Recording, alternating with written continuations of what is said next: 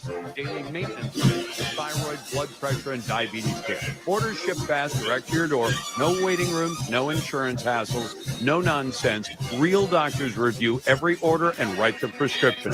Visit allfamilypharmacy.com/Lars. Then use the code LARS10 for 10% off. Be prepared, stay healthy, and make the holidays easier. allfamilypharmacy.com. You're listening to the Lars Larson Show. The Lars Larson Show. They've got a play-by. Before one is their video group. Then there's a play-by-play. Then there's a PA guy. And it's in a perfect world, they'd have enough to Eagle. Yeah.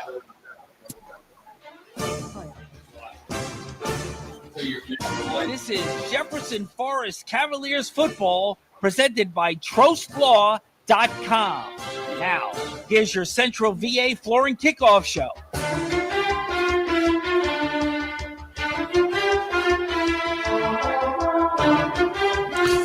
Happy Football Friday, everyone, and welcome to the Central Virginia Flooring pregame show. I'm your host, Todd Tracy, and we got a great matchup tonight.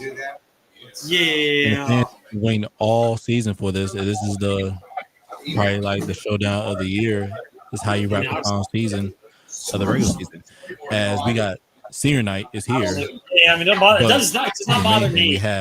It's the Jefferson Forest Cavaliers are set to host the Heritage Pioneers with the district title on the line, and it's just a lot tonight. You got senior night,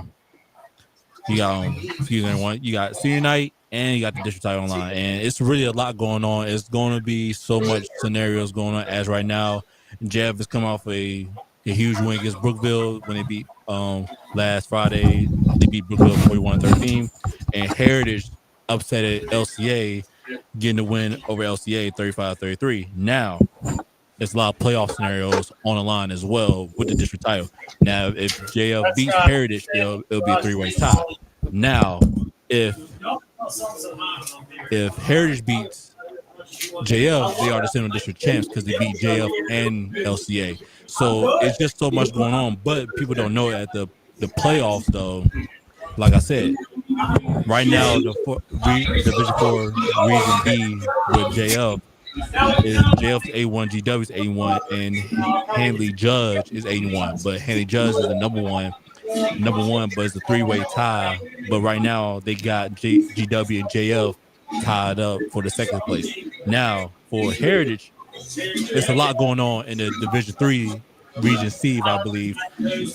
Right now, if I'm naming the teams, Broadway, Allegheny, Heritage, Memorial, Wilson Memorial, and Turner Ashby, all 8-1. So this game is important tonight for both teams with the playoff scenarios. Where I looked at it earlier, I had a good talk with Bryson Gordon about it, and me, TJ, was talking about on the show. So it's so much going on, but at length, Coach Rick Kennedy will give you more about it on a show later on before the kickoff. So it's just a lot going on. It's so much at stake. There's gonna be a lot of emotions. You got senior night and the playoffs scene online, but it's really exciting about the night. That's how you wrap. This is how you wrap the final season of the regular season. So let's get ready for tonight. I'm excited. Everybody's excited. It's still football, but next we're gonna have playoff football. That's the more exciting part. The more exciting part about it. So I had a chance to talk to Coach JT Cruz, Jefferson Forest Cavaliers head coach JT Cruz, and head coach of the Heritage Pioneers, Coach Brad, as they give their thoughts and intake about tonight's game and how much this game really means for both sides and what it's gonna be to take to win it. So don't go nowhere. We'll be right back. This is the Central Virginia Flooring pregame show.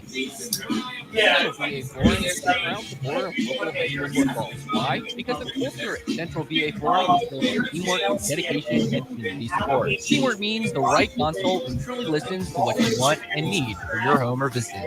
Dedication is doing the job right, and the community spirit of the entire Central VA Flooring team behind your project. Visit centralvaflooring.com and drop by Central VA Flooring on Timberlake Road to experience the power of teamwork, dedication, and community spirit. True health isn't about judgment, it's about empowerment. At Crossroads Family Dentistry, we partner with you to help you understand your options and make the best decisions for your health. in a supportive, non-judgmental environment. Are you ready to take control of your total body wellness? Visit us on 221 in Forest or at crossroadsfamilydentistryva.com and call us today for your appointment. Because when you feel good about your smile, you'll feel good about your health.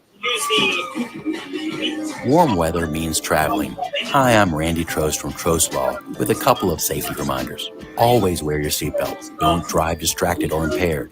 And remember, it's better to safely arrive a little later than being in an auto accident. Those things can make a big difference between a fun family trip or a painful alternative. At Trost Law, I hope you never need our services, but if you do, we're here to help you. 777 or trostlaw.com. You've heard how easy it is to get life insurance on the radio and internet. But what they don't say is you may not be getting the very best rate. If you've been needing to buy life insurance, why not buy it from your JF sponsor, Andy Matthews, located right here in Lynchburg? You'll get the truth about buying life insurance, and you will have an agent to discuss options that are right for your family. Contact Andy Matthews, a licensed Erie family life agent. With over 33 years of experience, Andy Matthews is your go-to agent for life insurance. As a privately owned nonprofit organization, the Forest Youth Athletic Association thrives off volunteers. Volunteering with the FYAA ensures children throughout the Forest community have a local place to participate in sports like wiffle, t-ball, baseball, softball, lacrosse, soccer, football, flag football, basketball, and cheer. FYAA depends on volunteers and needs your support. A combination of your gifts. Visit forestyouth.org to learn more about how you can support FYAA. Chris Kennedy here, and I'm here to introduce you to the fastest growing church in Forest, Virginia, Impact Church. If you want to find out how to be on the winning team for eternity, Impact Church is a place for you. Here is more now from Pastor Brad. Hello, everybody. This is Pastor Brad from Impact Church in Forest, and I want to extend a special invitation to you and your family to join us each Sunday at 10 a.m. at our new location in the Jefferson Forest High School auditorium. We are a church that stands on and preaches all of God's word unashamedly because we believe and know that God changes lives through his word. Impact has a heart for evangelism, a mission to make disciples who follow Christ, and we are active in our community. The Spirit of the Lord is moving. God is doing an amazing work through Impact Church, and we would love for you and your family and friends to come be a part of it as we make an impact in Christ. We look forward to meeting you this Sunday at 10 a.m. at Jefferson Forest High School. This is Jefferson Forest football presented by trostlaw.com. Welcome back to the Central Virginia Florida pregame show. As I said before, I'm your host, Todd Tracy. Now, we had the visiting team right now who's trying to win the Central District title and trying to bring it back to the Heritage Pioneer School. As I was able to interview head coach of the Heritage Pioneers, Coach Brad Bradley, as he gave his thoughts about tonight's matchup against the Jefferson Forest Cavaliers. Good evening, everyone. Todd Tracy on the field for the Central Virginia Florida pregame show, joined by Heritage Pioneers head football coach, Coach Brad. How you doing? I'm good. How are you doing today, Tom? I'm doing good. Last Friday, 35-33 win over LCA Bulldogs was a thriller. It went back and forth. What allowed your players to stay composed and ultimately find a way to win? I just think, you play here. You kind of know what we do here. I think the investment we put in this program, our off-season programs, and just understanding that the game is not over until you hit, 4 zeros on the clock. And our kids had plenty of opportunities last week to bag that's what it is. I go back to we played, and we were playing James. We battled to the last single play of the game, and that's what we do here. Every single play counts. And we play really every game comes down to the last 4 minutes, and that's what happened tonight. You guys are wrapping up the regular season on the road at Sabre Stadium against the Jefferson Forest Cavaliers, who are coming off a dominant win over the Bees 41-13. What has been your team's main focus in tonight's matchup? I mean, first of all, man, JF is a really good football team. His staff has done a great job.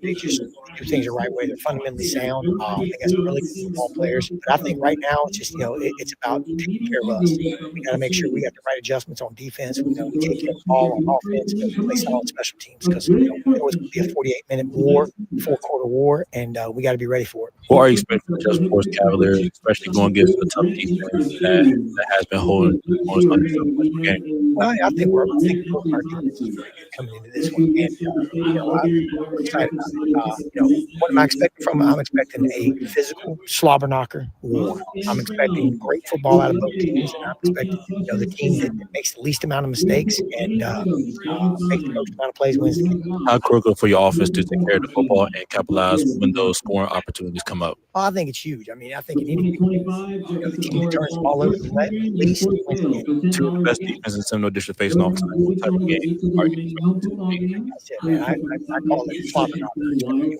war. It's going to be a battle. It's going to be a chess match. It's just going to be one of those things. I think. We're going to get cracking with senior night, fellas. Let's make some noise in the stadium. Let's hear you for the stadium.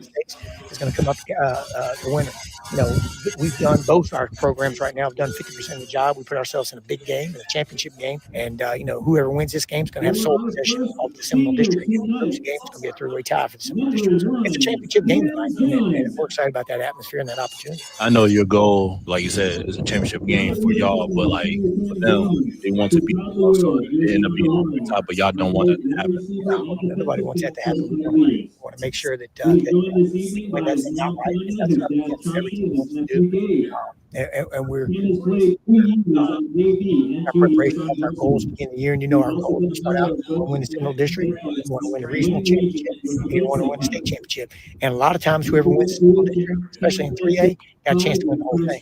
And Jefferson will be favored in their 4A playoffs as well. And it's huge. It's huge when it comes to playoff implications. They're fighting for a number 1 through 4 seed. We're fighting for a number 1 seed. One spot in our region. If we lose, I drop all the way down to number 5 spot. So there's a lot on the line for this game. Can you share your thoughts on this year's senior class as they get ready to play their final regular season game as a high school player? But it's just, like you said, it's just so much on the line, and this is an opportunity you can't take back from your players. We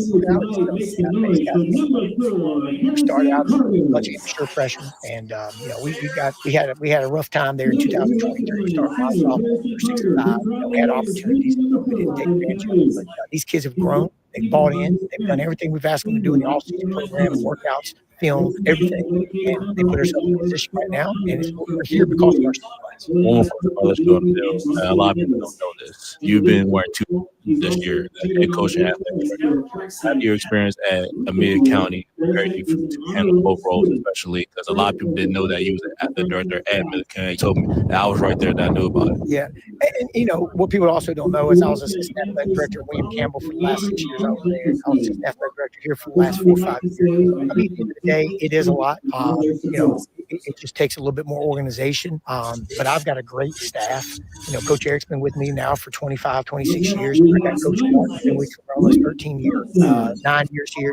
I brought Coach Washburn over. He's in year 2 with me. Coach Ferris is back on our staff. He's in year probably 7, 8, 9. Coach Ferris, my JV coach, he's been here for 14. I mean, we got a really good staff. Coach been out. He's been with us on year 3. I've got some new guys that play with you. Frankie Hicks is with us now. Zay Good, who play for us here. We got a lot of guys, man. Days I have to come down 5, 10 minutes later. I got to step away and take this call, that call. I know that the program is in great shape. That's what we're talking about. You got to have a program that if one day you can't be there, I'm going to be there. That first of all, but if you can't be there, and that's what we have right now with our staff. Good luck tonight, Coach. Appreciate your time, man. When it comes to legal matters, there is no substitute for experience. Hi, I'm Randy Trost with Trost Law. We've gained knowledge from serving Virginians for over 4 decades. Since 1982, we've handled auto accidents and personal injury cases ranging from simple fender benders to complex tractor cases, and we're ready to put our experience to work for you. We hope you never need our services, but if you do, just give us a call at 777 or visit us at trostlaw.com.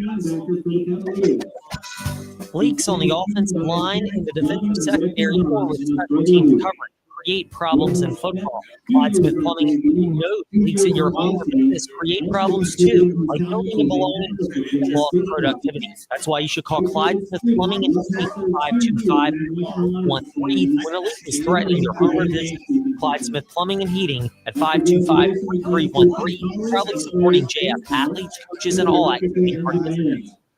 Will would like to say, Coach Kennedy here, and I'm here to introduce you to the fastest growing church in Forest, Virginia. Impact Church. If you want to find out how to be on the winning team for eternity, Impact Church. Here is more now from Pastor Brad. Hello, everybody.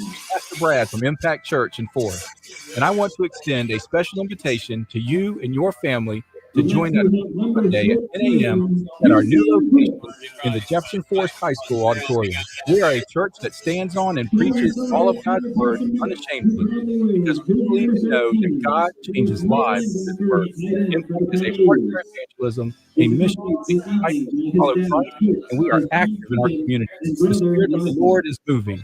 God is doing an amazing work through Impact Church, and we would love for you and part of it as we make an impact for Christ. We look forward to meeting you this Sunday at Jefferson Forest High School. Off the field, he is a member of the National Honor Society. Ask Andy, your local Erie Family Life Agent. Andy Matthews is selling life insurance for 33 years, right here in Central Virginia. He's been a great sponsor of JF Athletics. Many Virginia families have Erie Family Life, part of your insurance portfolio. Look for the Andy Matthews Agency located on Waterloo Road, right here locally. Under number over 33 years of experience, Andy Matthews is your go-to agent for life insurance. Central VA Flooring is a proud supporter of local high school football. Why? Because the culture of VA Flooring is community support. Teamwork means the right consult who truly listens to what you want and need your home or business. Dedication is doing the job right, and the community spirit of the entire Flooring team behind the project. Visit VAFlooring.com. Drop by. VA Flooring on Timberlake Road. Experience the power of support, dedication, and community spirit. As a privately owned nonprofit organization, the Forest Youth Athletic Association thrives on volunteers. Volunteering with the FYAA ensures children throughout the community have a local place to visit. Sports like football, baseball, softball, football, flag football, basketball, and cheer. FYAA depends on volunteers and needs your support, whether that's volunteering your time, money, resources, or a combination of your gifts. Visit forestyouth.org. True health isn't about judgment, it's about empowerment. At Crossroads Family Dentistry, we partner with you to help you understand your options, best judgmental environment. Are you ready to take control of your whole body wellness? Visit us on 221 in Forest or at crossroadsfamilydentistrypa.com. And call us today to schedule your appointment. Because when you feel good about your smile, you feel good about your health. And has been part of the Jefferson Forest football program for an incredible 13 years. Jefferson Forest Cavaliers football. He also competes on the varsity lacrosse and varsity basketball team. Welcome back to the Central VA Flooring pregame show. Excuse me, everyone. Welcome back to the VA Flooring pregame show.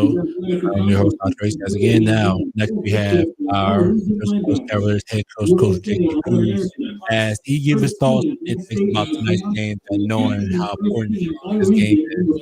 So I can say it's going to be a lot, but talking to him and seeing the players, how they practice, I can say this one thing. It's going to be really exciting about tonight. I can tell how much the difference the moment.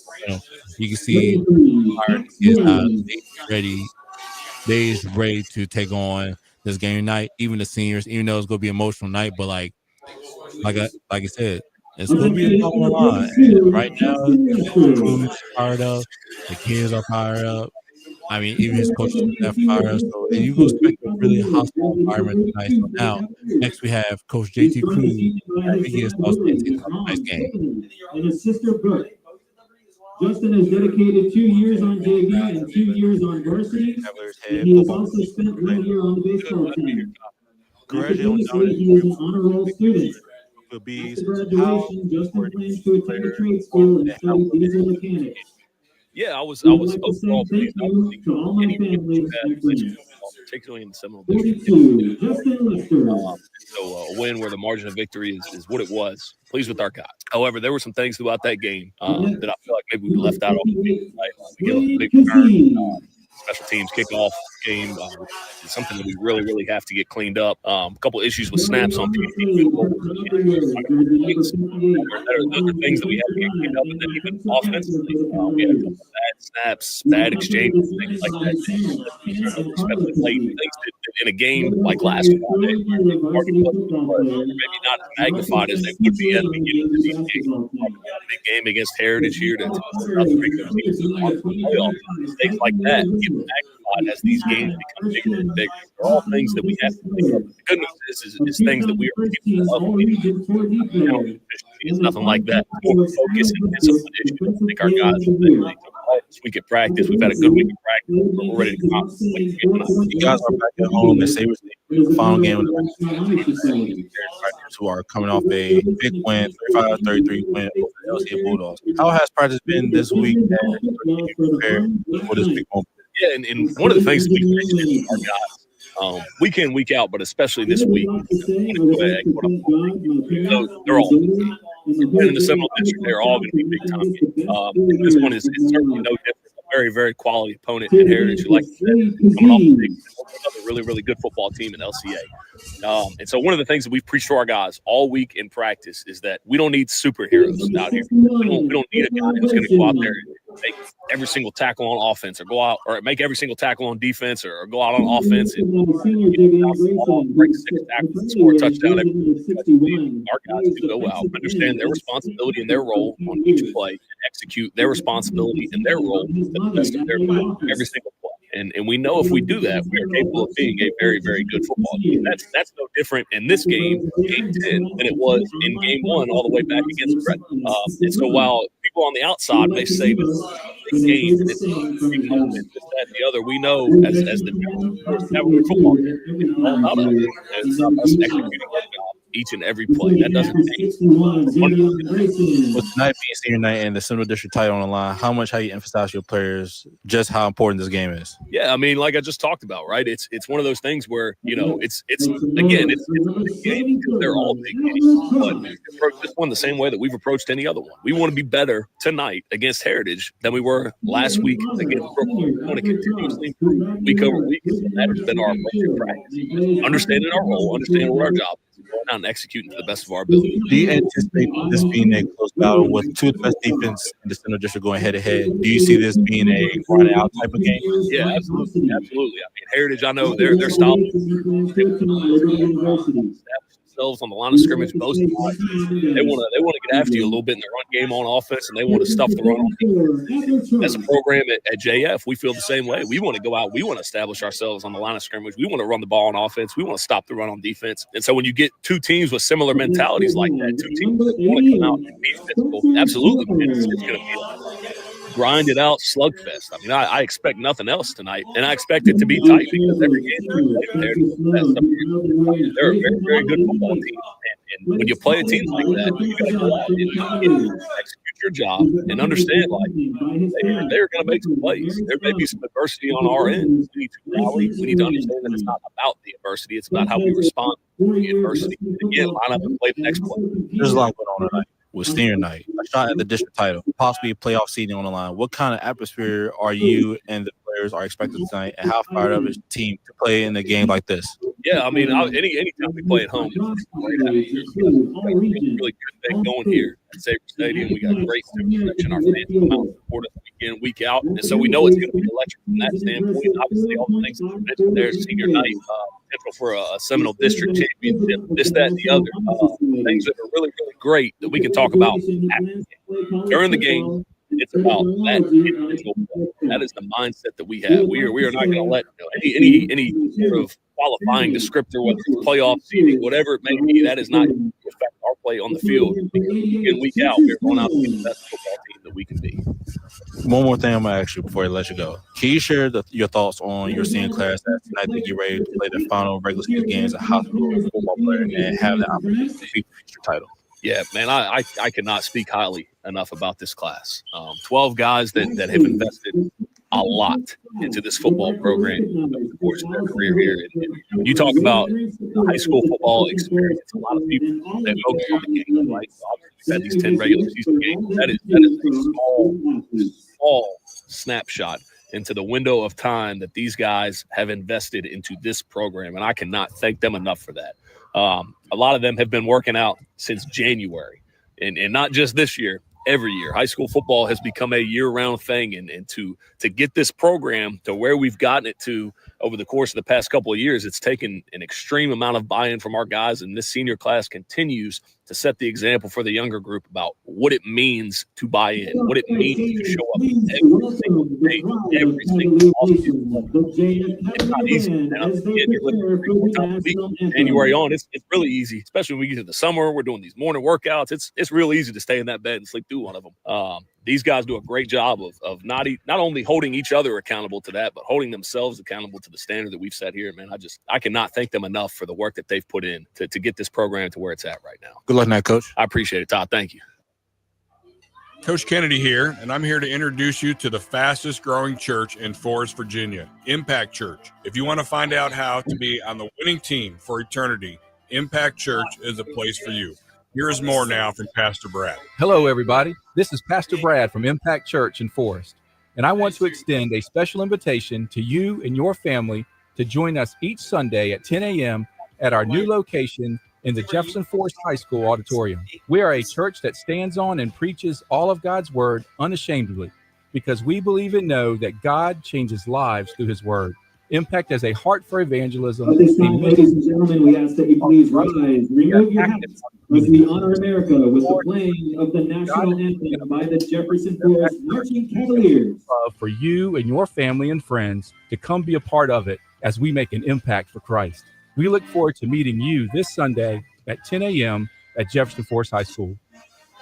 Central VA Flooring is a proud supporter of local high school football. Why? Because the culture at Central VA Flooring is built on teamwork, dedication, and community support. Teamwork means the right consult who truly listens to what you want and need for your home or business. Dedication is doing the job right and the community spirit of the entire Central VA Flooring team behind your project. Visit centralvaflooring.com and drop by Central VA Flooring on Timberlake Road to experience the power of teamwork, dedication, and community spirit. As a privately owned nonprofit organization, the Forest Youth Athletic Association thrives off volunteers. Volunteering with the FYAA ensures children throughout the Forest community have a local place to participate in sports like wiffle ball, t-ball, baseball, softball, lacrosse, soccer, football, flag football, basketball, and cheer. FYAA depends on volunteers and needs your support, whether that's volunteering your time, money, resources. The officials for tonight's game from the Colonial Officials Association are support FYAA.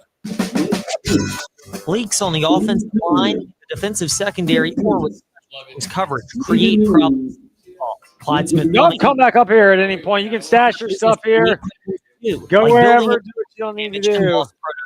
That's why you should call Clyde Smith Plumbing and Heating at 525-3313. Your home or business. Clyde Smith Plumbing and Heating at 525-3313. Proudly supporting JF athletes, coaches, and all activity participants. Fans, and keep them safe. In your name we pray. Amen. Considering buying life insurance?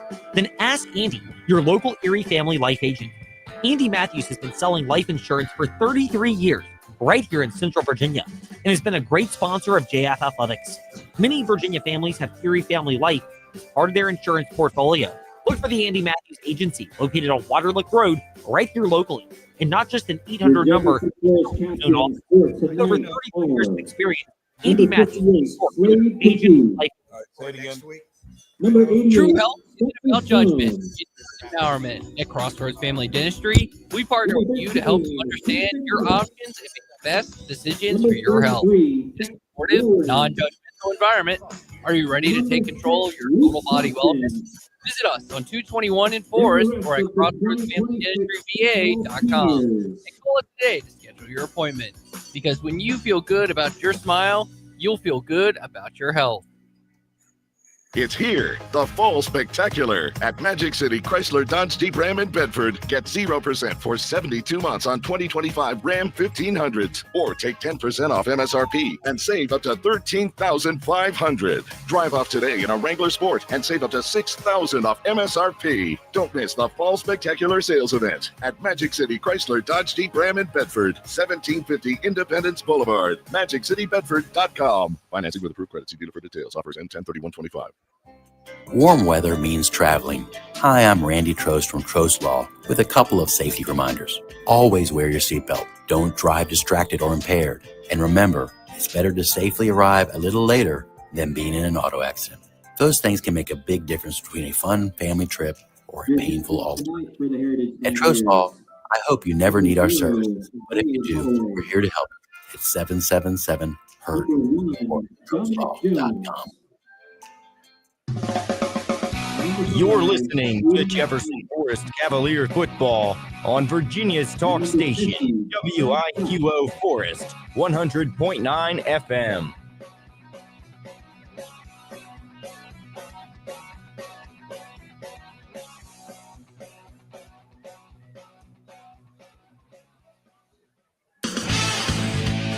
This is Jefferson Forest Cavaliers football presented by trostlaw.com. All right, now that was your Central Virginia, Florida pregame show. I'm your host, Todd Tracy. I'll see you halftime for the Jefferson Forest Cavaliers football halftime show presented by trostlaw.com. Now let's head to Sabre Stadium as Coach Rick Kennedy and Ed Lane give you more JF football. Yes, indeed. Thank you, Ty. We appreciate your help spearheading our Central VA Flooring kickoff show as the captains have met at midfield. Taywan Clark, Jaden Miller, Aiden Slash, and Xavier Scott for Heritage, and for JF, Luke Johnson, Pearson Brooks, Thax Rowland, Slade Kazee, and Spencer Sloan here on senior night. JF, they win the toss. They defer their option to the second half. So it'll be the Heritage Pioneers receiving the opening kickoff and going on the offensive first here in a battle of Seminole District supremacy. If Heritage wins, they will be undefeated in district play and you're outright Seminole District champions. If JF wins, each team, Heritage, JF, and LCA, will have one loss. They will have all been to each other, so it will be a three-way tie for Seminole District championship. Not to mention the outcome of tonight's games. Tonight's game has major playoff implications in Class 3A football, Heritage, and Class 4A football for JF. A lot riding on the game tonight. Now to break it down and what to expect, we turn it over and welcome in the coach, Ray Kennedy, for our keys to the game presented by Magic City Chrysler Dodge Jeep Ram Bedford. Looking for the new keys to your best ride? Magic City Chrysler Dodge Jeep Ram Bedford might have them for you. Well, I tell you what a great Friday night. And I know we're 1 week from the playoffs, but I tell you what, this is a playoff atmosphere game tonight for the Seminole. The JF Cavaliers looking to finish off the season at least with a part of the championship if they can knock off the Pioneers, and it'll help their cause for more home field advantage over the next couple weeks when the playoffs getting ready to start. And then nothing like playing the Pioneers, one of the premier teams that year after year, they are a quality team under Coach Bradley. It is going to be a great game. Pioneers with the big victory last week over LCA Bulldogs, and this has turned into a huge showdown on a Friday night. Yeah, it really is, Coach. You mentioned the playoff intensity, and JF, it was a 4-touchdown win, 41-13 at Brookville last week. But the Thomas brothers were deemed eligible to play in that game, which added an extra boost to Brookville early. Kind of gave JF a little playoff feel, certainly not to the extent of Heritage, which had that thrilling 35-33 win over LCA. But really, since week 10, now it's week 11 of the high school football season, and the playoffs begin next week. It's been playoff intensity here for the top portion of the Seminole District. Yeah, this time of the year, I mean, it's just such a great time. We're waiting to see the outcome of tonight so you can start shuffling all the playoffs into place, who's playing who and where they have to go. All those type of things are such a big deal, and that's why tonight's game is such an impact, because it's really going to have some bearing on how the playoffs pan out, especially with home field advantage. It is. So we mentioned earlier when the captains met at midfield, JF won the toss, deferred their option to the second half. They're going to kick from right to left, which means from scoreboard to the parking lot, and they're all blacks. Black pants, black jerseys, black helmets with a white JF and a red outline, red face mask, and a red numbers with a white outline. Heritage in the whites, white pants, white jerseys, the metallic orange numerals with the navy blue trim, the metallic orange helmets with the navy blue face mask. Walker approaches it, squib kick, it'll bounce, take a couple of bounces and picked up over on the far side hash mark at the 19. Up to the 25, trying to bounce out over to the near side and slipping on the wet field turf at about the 28-yard line was J.J. Jackson, and that's where the Heritage offense will begin. Yeah, good return right there. Good long squib kick down the field right there, and there was just no place for him to go. He got bottled up. Good job by the kick team staying in their lanes and getting downfield. This is a Heritage offense that has really grown into itself over the last 2 to 3 years. There are a lot of seniors here. Coach Bradley alluded to it in the Central VA Flooring kickoff show with our own Ty Tracy, his former player, we might add, that this is a team that was immature a couple of years ago, but they have really matured. It's borne itself out, and the leader of that is the captain and senior quarterback, Aiden Slash. He'll get ready for the snap out of the shotgun. They'll face 4 down linemen from JF. Both these teams strong in the trenches. That will be one of the battles to monitor this evening. Ball is going to be placed at the 28-yard line on the near side hash mark. A 3-receiver bunch to the far left side for Heritage. 1 on the numbers over to the right. Slash calls for it out of the gun. Swing pass over to the far side. Caught 25. Jackson tries to break a tackle. Does not. Slung out of bounds right at the first down on the line of scrimmage marker on the far side by Xander Coleman. 2nd and 10 coming up. Yeah, they had that bunch formation over there to the wide side of the field, and they were looking to get some help with those 2 blockers, but great job by the defense fighting through those blocks. No gain on that quick Z out to the wide side of the field. We'll see some misdirection. We'll see some runs up the middle. This is a Heritage offense with a lot of effective window dressing. Fleshman's the back. He's to the left of Aiden Slash at quarterback, and he'll get the handoff, trying to bounce over to the right side. Hit in the backfield, brought down at the 27. Stacked up and brought down. Pearson Brooks leads the way. Also in on the stop for JF was Bryson Spano, who's had his name called a lot lately. It'll be a loss of a yard, and it'll bring up 3rd and 11 for Heritage. Yeah, great job defensively right there up front, and that's where the game's going to be won, is up front right here.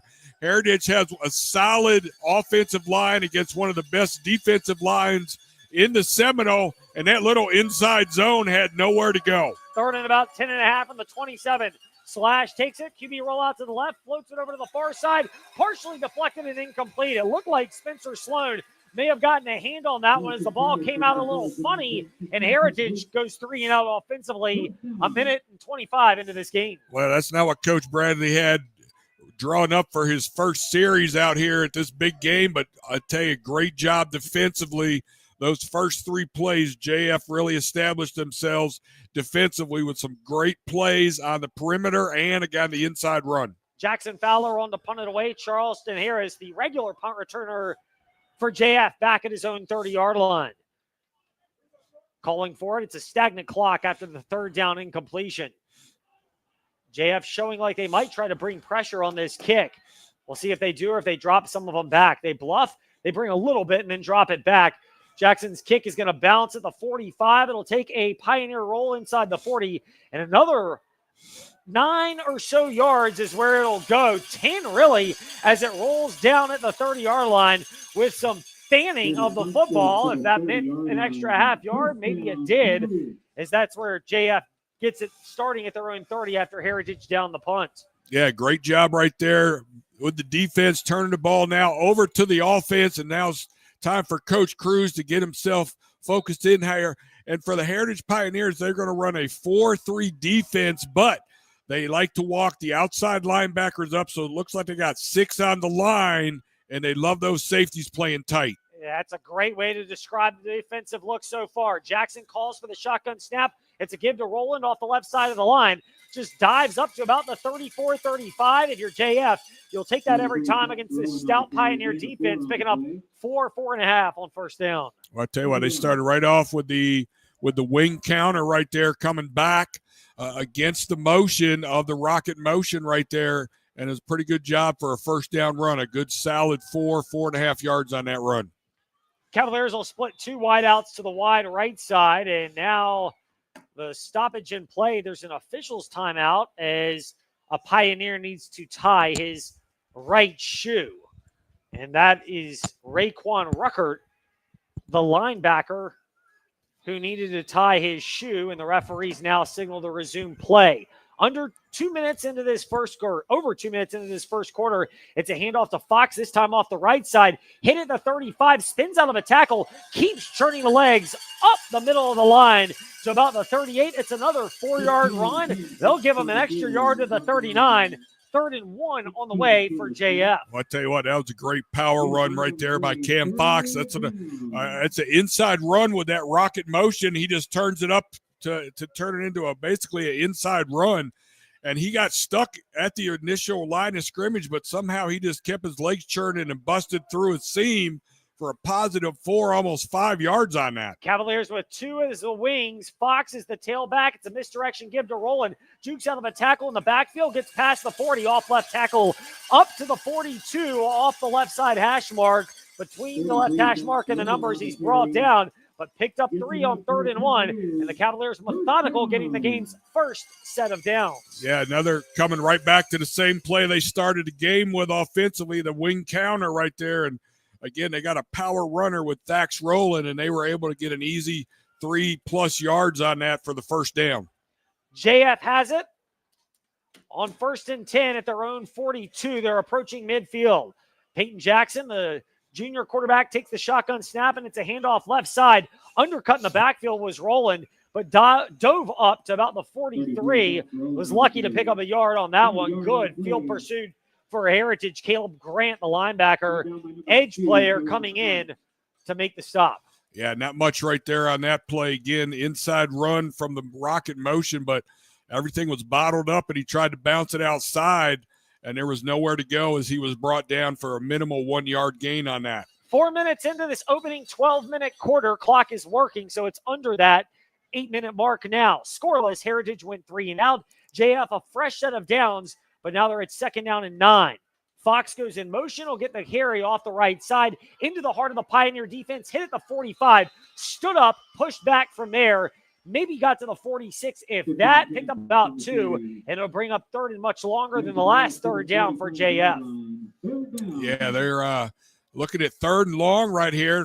One of the first big plays for Coach Cruz to figure out how he's going to be able to get this first down as they are pushing towards the mid-mark of this field against the Pioneers defense. Again, it's a 4-3 defense, but they walk those 2 outside linebackers up, and everything looks tight in the box. Fox, the back, he won't get it. It'll be a drop back. Jackson swing pass. Jack Lee caught slant route into Heritage territory. Caught it in the 48, down at the 47 after contact. It's enough to move the chains for a JF first down. Got 8 on 3rd and 7. There you go. Peyton Jackson using his arm on 3rd and 7, able to find his best, most reliable receiver, number 5, Jack Lee, on that little curl route right past the yard marker for the first down. So Cavaliers break the huddle. They're into Heritage territory. Their opening drive of the game after forcing a Pioneer 3 and out. Jackson will work out of the shotgun. He's got 2 wings and 2 receivers to the little bit wider left side of the field. Ball snap from the J and JF. Pitch play to Lee off the left side. 45 stays in bounds, barely, and then pushed out at about the 42, maybe the 41. Depends on the spot, but a good gain on first down. 6-ish yards. They'll give them 7 on the first down run. Well, I tell you what, that's the first time we've seen the Rockets sweep tonight, and they did a great job blocking on the perimeter. They had an extra receiver moved over here to the left side that they ran that to, and that was to help compensate that safety who's playing down tight coming up as soon as he sees that motion coming up, and they were able to get the blocks they needed. 6:33 left in a scoreless opening quarter. Fox now to the right of Jackson, who calls for and gets the shotgun snap. Misdirection handoff. Rowland kind of tripped trying to get out of the backfield. Did well to get down to the 40, maybe the 39. It was kind of a bit of a busted play when Rowland lost his footing in the backfield. Does well to get positive yardage, picks up 2. Yeah, we got 3rd and 2 right here with JF doing a pretty good job here on this opening series for them. But, again, they want to control the clock. That's another advantage JF has, is to control the ball offensively and keep the athleticism and the speed of that spread offense for the Pioneers on the sideline. Lucas Johnson, the left side wing. Cam Fox, the right side wing. In the slot, though, is Thax Rowland. Just keep an eye on that. Jackson calls for the shotgun snap. QB keeper off the right side. First down, 35. Right up the gut, down to the 30. He's tripped up there. JF very creative with their play calling, and they pick up their third first down of the game in the opening drive. I tell you what, I love that play right there. That is a counter look to that play. That is a play where you have everything looking like it's going to be the rocket sweep, and he basically just keeps the ball himself and follows the running back into the hole where everybody's kind of thinking it's going outside. That is a great play, complementary to the rocket sweep. Ball will be snapped from the left hash mark at the Heritage 29. Pioneers bunching up a couple of their ends closer to the line of scrimmage. Handoff Rowland off the left side. Had a good opening, not making contact on the 25. Drags some Pioneers down to the 21. Good physical running from Thax Rowland off the left side between the hash and the numbers, and picks up 8. Well, I tell you what, that was a great run. That was almost close to the first down. I got it marked right at the 21. They're about a yard short. Great first down run right there. Coming back with the rocket inside dive. 2nd and 2. There are a lot of options on the menu for JF's play caller, JT Cruz, who is their head coach. 5th year at the helm of JF. Finally above 500 in Central District play, regardless of what happens tonight. Shotgun snap, play fake. Jackson has it, drops back, looks to his left. Once roll on the left side. Ball is tipped and knocked away. Incomplete on the left side. Good job getting a left hand up on that one. Was Taywan Clark, the captain and the senior, knocked that away and sets up 3rd and 2. I'll tell you what, that was a great defensive job. They have seen that play on film, and they did a great job recognizing that and covering Thax Rowland out of the backfield going up the sideline right there. So that comes from watching film and knowing what those plays are for that incomplete pass. Fox behind now to the left of Jackson. Snap, handoff to Fox. Hit at the 20, but spins down to the 19, maybe the 18. Whether they got the first down or not depends on the spot. JF predictably signaling it's a first down.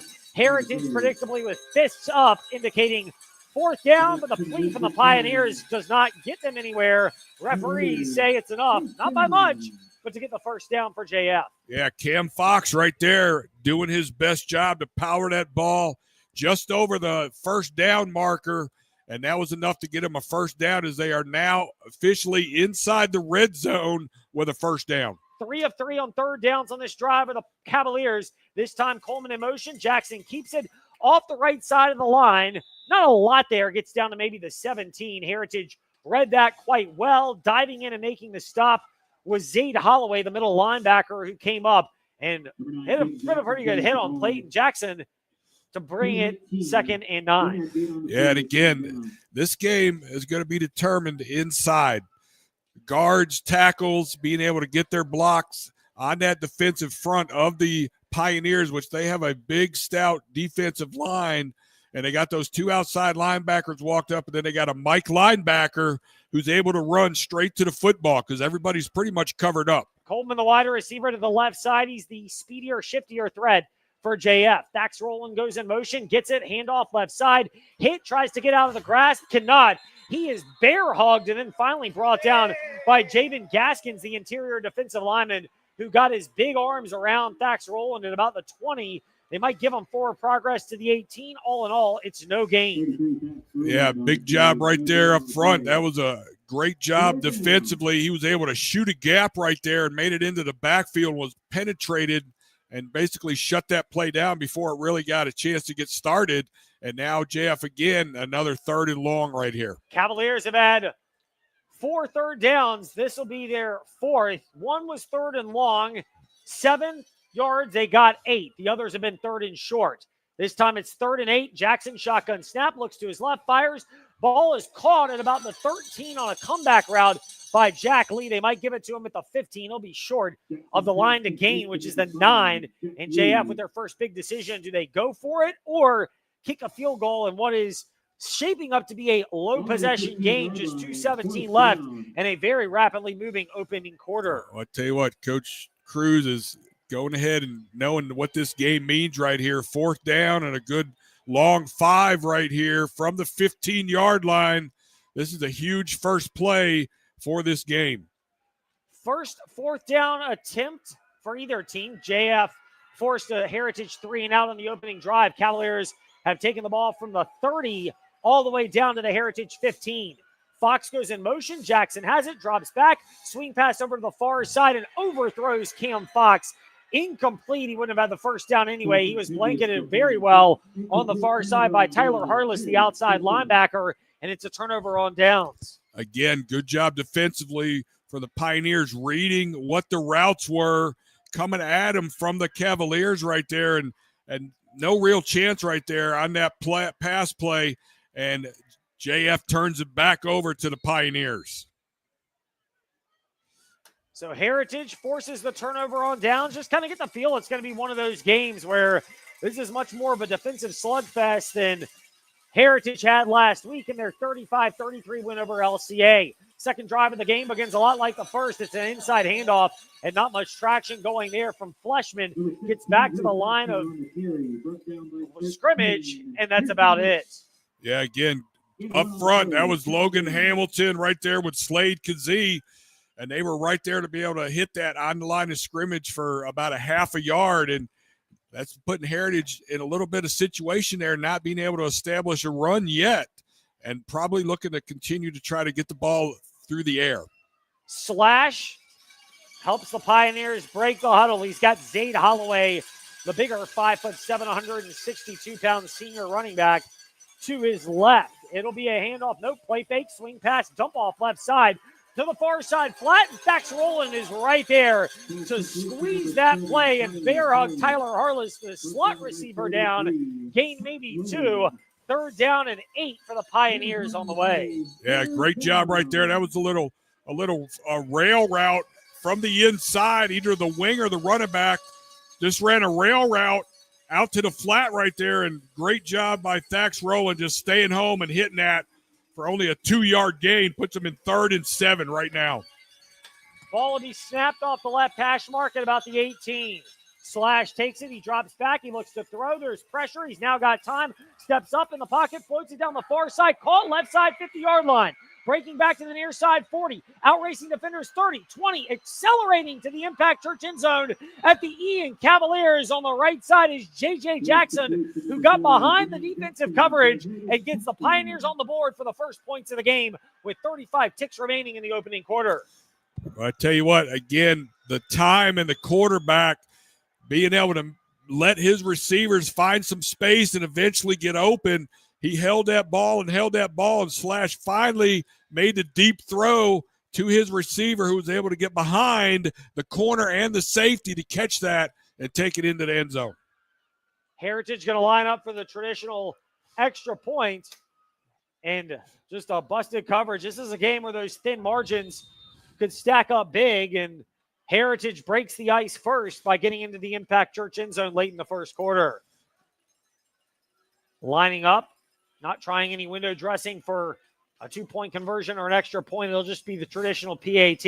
Snap perfect, so as the whole kick has got plenty of distance, and it's down the middle. Heritage draws first blood on the big play, an 83-yard 3rd down and 7 pitch and catch that nets 7 for Heritage. They lead 7-0 at JF.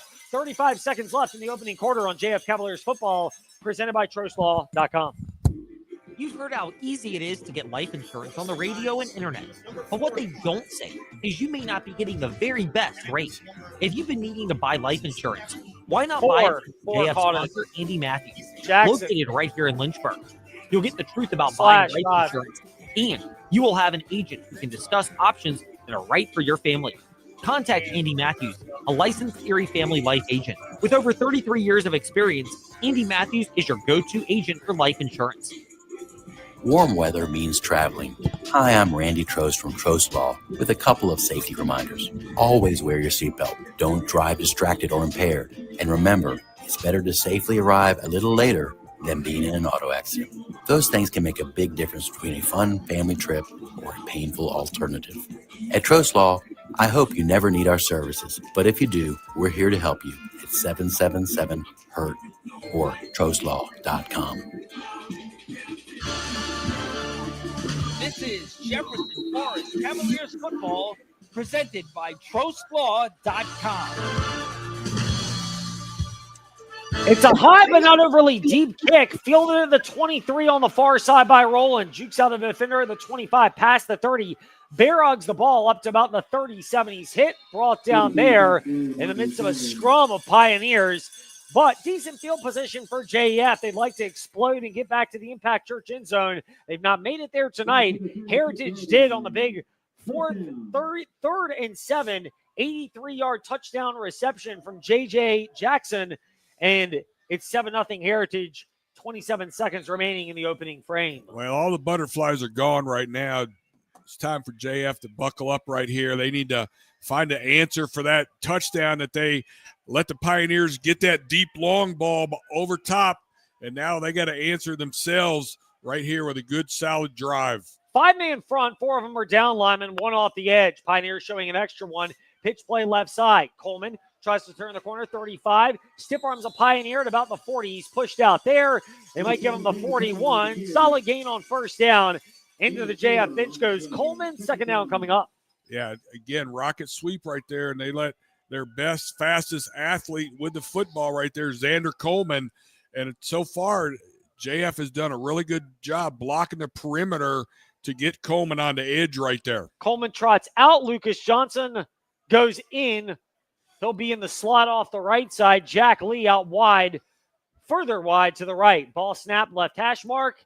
JF 41. They've got it. 2nd and 5. Snapping a handoff to Roland. Tries to pick his way through this Pioneer defense.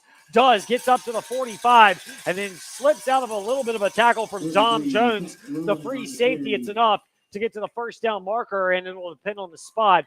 And based on the initial eye test for us, it looks like this may be a JF first down. And it is.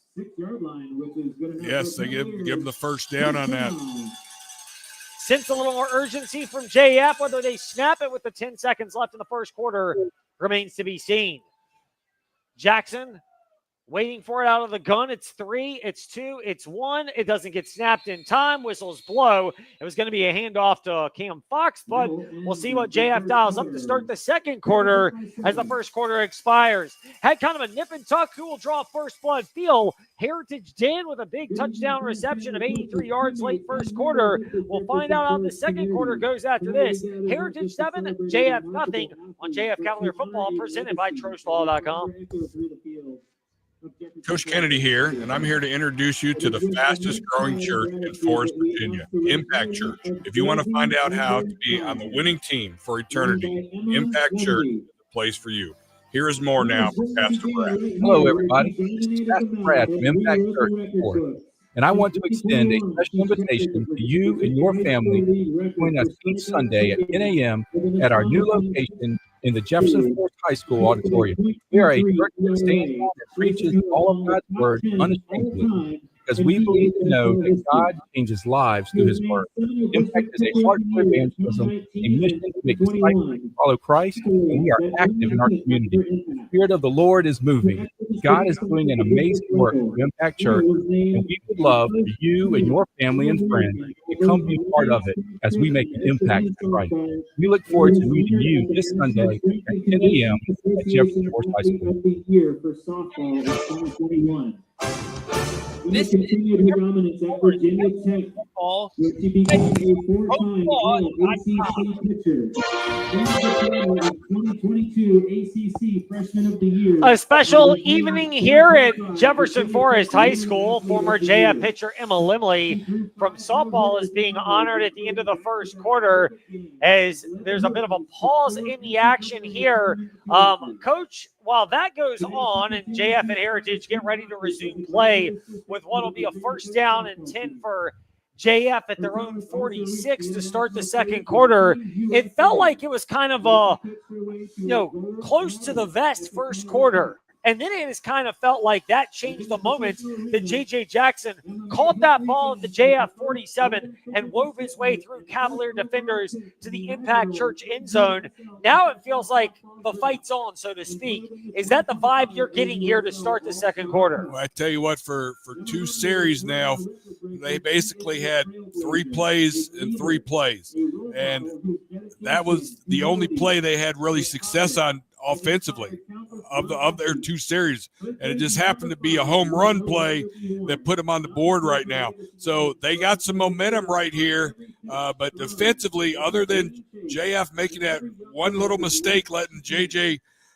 Jackson get behind him for the long ball catch, Coach Cruz just needs to let the kids stick with the game plan. I feel like so far we've been able to move the football offensively, and it's going to be a good knockdown brawl right here. Yeah, JF's had to be methodical, but some of that may change, trying to get a little bit more opened up against what's a very stout Heritage defense, but down 7-0. First bit of adversity here, really first for JF since that game against LCA where the Pioneers with Silas Nesselrod, we returned the opening kick for a touchdown. Cavaliers fought back. It was a 22-19 loss for JF, but they were in that game the entire way. Field is starting to clear off from former JF pitcher Emma Limley's recognition. Both teams are clearly antsy to get this action going. They are huddling up and basically giving their indication of, can we get this thing going?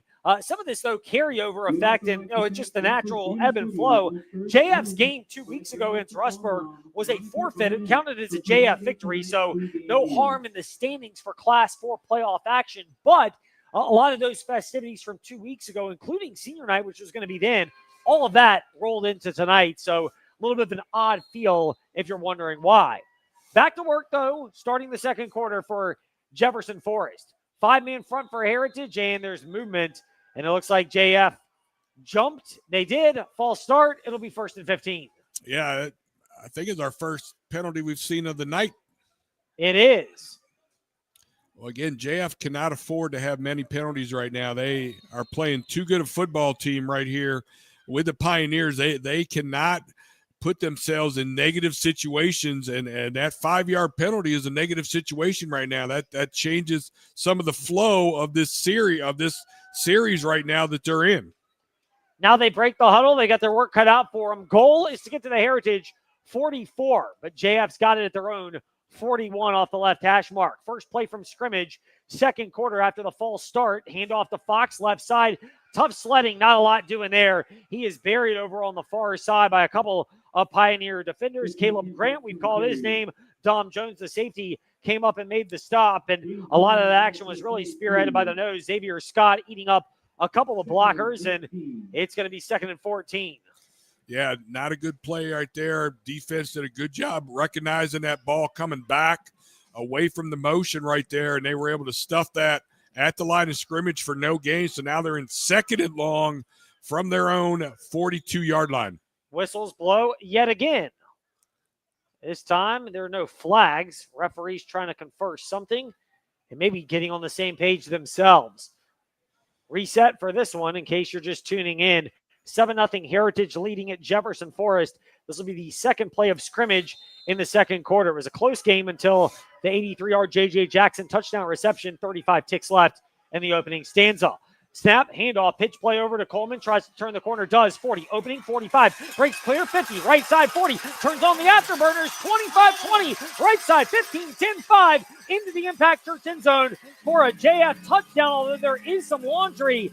A yellow handkerchief from the referee thrown back at the 24. Wow, I tell you what, JF had an answer, and that answer was number 7, Xander Coleman. What an amazing run by an amazing athlete. And we'll wait to see what this is. This might be a sideline warning or an ineligible man downfield. I don't know how that would be. It's a sideline warning against Jefferson Forest. They're first in the game, so the touchdown does stand. And now we're in my favorite play of the game, Coach. Will they go for a 2-point conversion or the traditional extra point?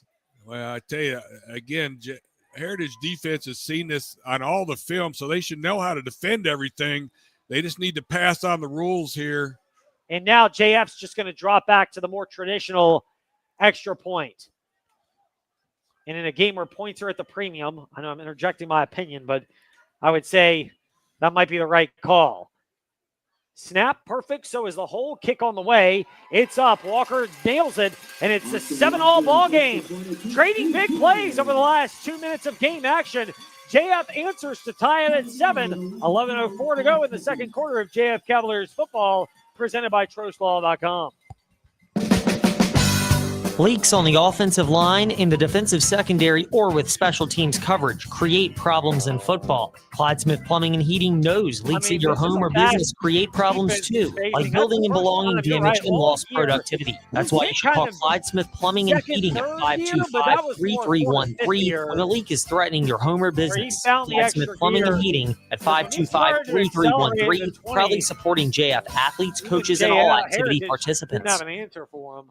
Central VA Flooring is a proud supporter of local high school football. Why? Because the culture at Central VA Flooring is built on teamwork, dedication, and community support. Teamwork means the right console who truly listens to what you want and need for your home or business. Dedication is doing the job right and the community spirit of the entire Central VA Flooring team behind your project. Visit centralvaflooring.com and drop by Central VA Flooring on Timberlake Road to experience the power of teamwork, dedication, and community spirit. This is Jefferson Forest Cavaliers football, presented by TrostLaw.com.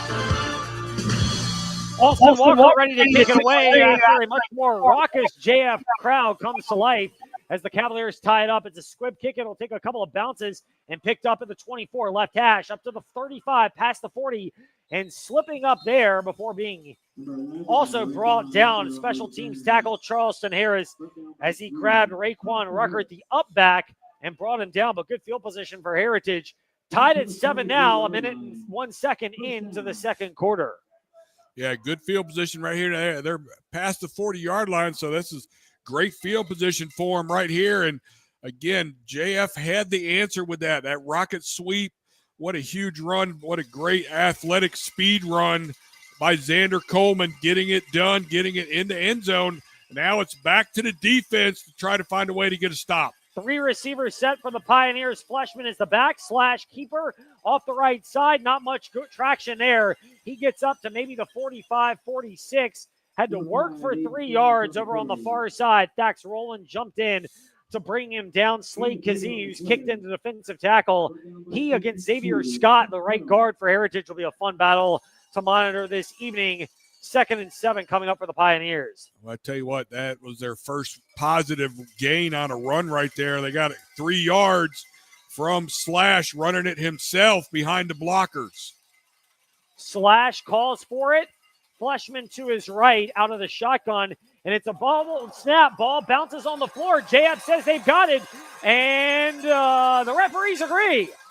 JF fell on a muffed exchange at the Heritage 44, and a turnover, and that's the first turnover of the game, and the big play goes JF's way. Well, I tell you what, that play, that turnover was exactly what the Cavaliers needed, and it looked like it was simply on the handoff. It wasn't on any kind of contact, so that is a running back quarterback exchange mistake right there. And now the Cavaliers need to take advantage of this at the Pioneers 45 on that fumble. 10:15 left first half. JF ball after the fumbled exchange between Slash and Fleshman. Snap, handoff, Rowland into the teeth of the defense, and after contact at the 44, burrows his way down to the 42. Good 3-yard run, and we say good because this is a physical Heritage defense, much like JF's. Either of these teams will take those positive first down plays. Yeah, 3 yards right there by number 33, Thax Rowland. Again, big battle going on in the trenches right now. The front of the Cavaliers going against the front, really it's 6, the front 6 of the Pioneers, because those 2 outside linebackers are on the line of scrimmage right now because they want to stop the run. 4 down linemen, but you hit the nail on the head with the front JF has to attack. This time it's a handoff. Fox tries to pick his way and just goes right into the heart of this defense. Referees blow the whistle relatively quickly. May have gotten to the 41.5. Really no gain for Cam Fox. We'll call his name again. Xavier Scott was in there to make the plug. Trey Meek Hudson is defensive end who lines up to the left of him. Off right tackle was also there. 3rd and long for JF. Yeah, good job. Again, what they're able to do now with those 2 linebackers walked up, they can really run a lot of different run stunts up front with those tackles, those ends, and those linebackers. They can really bring a lot of pressure quick right to the line of scrimmage. Jack Lee wide to the left. Johnson in the slot also to the left. Ball closer to the right hash. Snap. Jackson takes the pitch, keeps himself 40. Bangs through a couple of Pioneer defenders and ping pongs down to the 34. He gets 8 when he needed 7, and it's a first down, JF. Peyton Jackson again called his own number. That's the 2nd time tonight they have run that play. And again, it's the complimentary run to the rocket sweep right there, where he basically is faking the rocket sweep and keeping it himself and cutting up in the line. And the defense is so concerned right now with that perimeter, they are giving him the inside holes. Cavaliers have moved the ball fairly effectively. We'll see if they can capitalize on the good field position. Snap, middle of the field coming from the Heritage 34 on 1st and 10. Pitch play over to the right side. Coleman can throw. Backup quarterback has it. Jack Lee caught in stride at the 12. Between the hash and the numbers, he'll glide into the Impact Church end zone for the JF touchdown. Wow. Coach Cruz going to his bag of tricks early. What a great call right there. Coach Cruz going with Xander Coleman on the rocket sweep. And really, it was nothing more than the rocket sweep pass. And wide open was Jack Lee. The corner came off, looking to help on the run. Let Jack Lee just run right by him, wide open. Nobody within 20 yards of that touchdown catch. Well, so far, the hype of this game has lived up to the billing. It was kind of a bare-knuckle fight feel for the majority of the first quarter. Now we've gotten big plays galore, including that one. Snap down, extra point is up, and it's through. Heritage rushed it, tried to block it, could not. And we've got a 14-7 JF lead. 8:05 left in the first half on JF Cavaliers football, presented by TrostLaw.com. Young adults face unique stresses and challenges more than ever. That's why the Forest Youth Athletic Association's mission is providing a safe arena where growing children can learn the rules and values that come from athletic competition. FYAA sports like wiffle ball, t-ball, baseball, softball, lacrosse, soccer, football, flag football, basketball, and cheer foster a culture of fair play and sportsmanship while developing skills and character that last beyond playing the game. Visit forestyouth.org to register for a sport or to share your time and resources. True health isn't about judgment, it's about empowerment. At Crossroads Family Dentistry, we partner with you to help you understand your options and make the best decisions for your health. In a supportive, non-judgmental environment, are you ready to take control of your total body wellness? Visit us on 221 in Forest or at CrossroadsFamilyDentistryVA.com and call us today to schedule your appointment. Because when you feel good about your smile, you'll feel good about your health.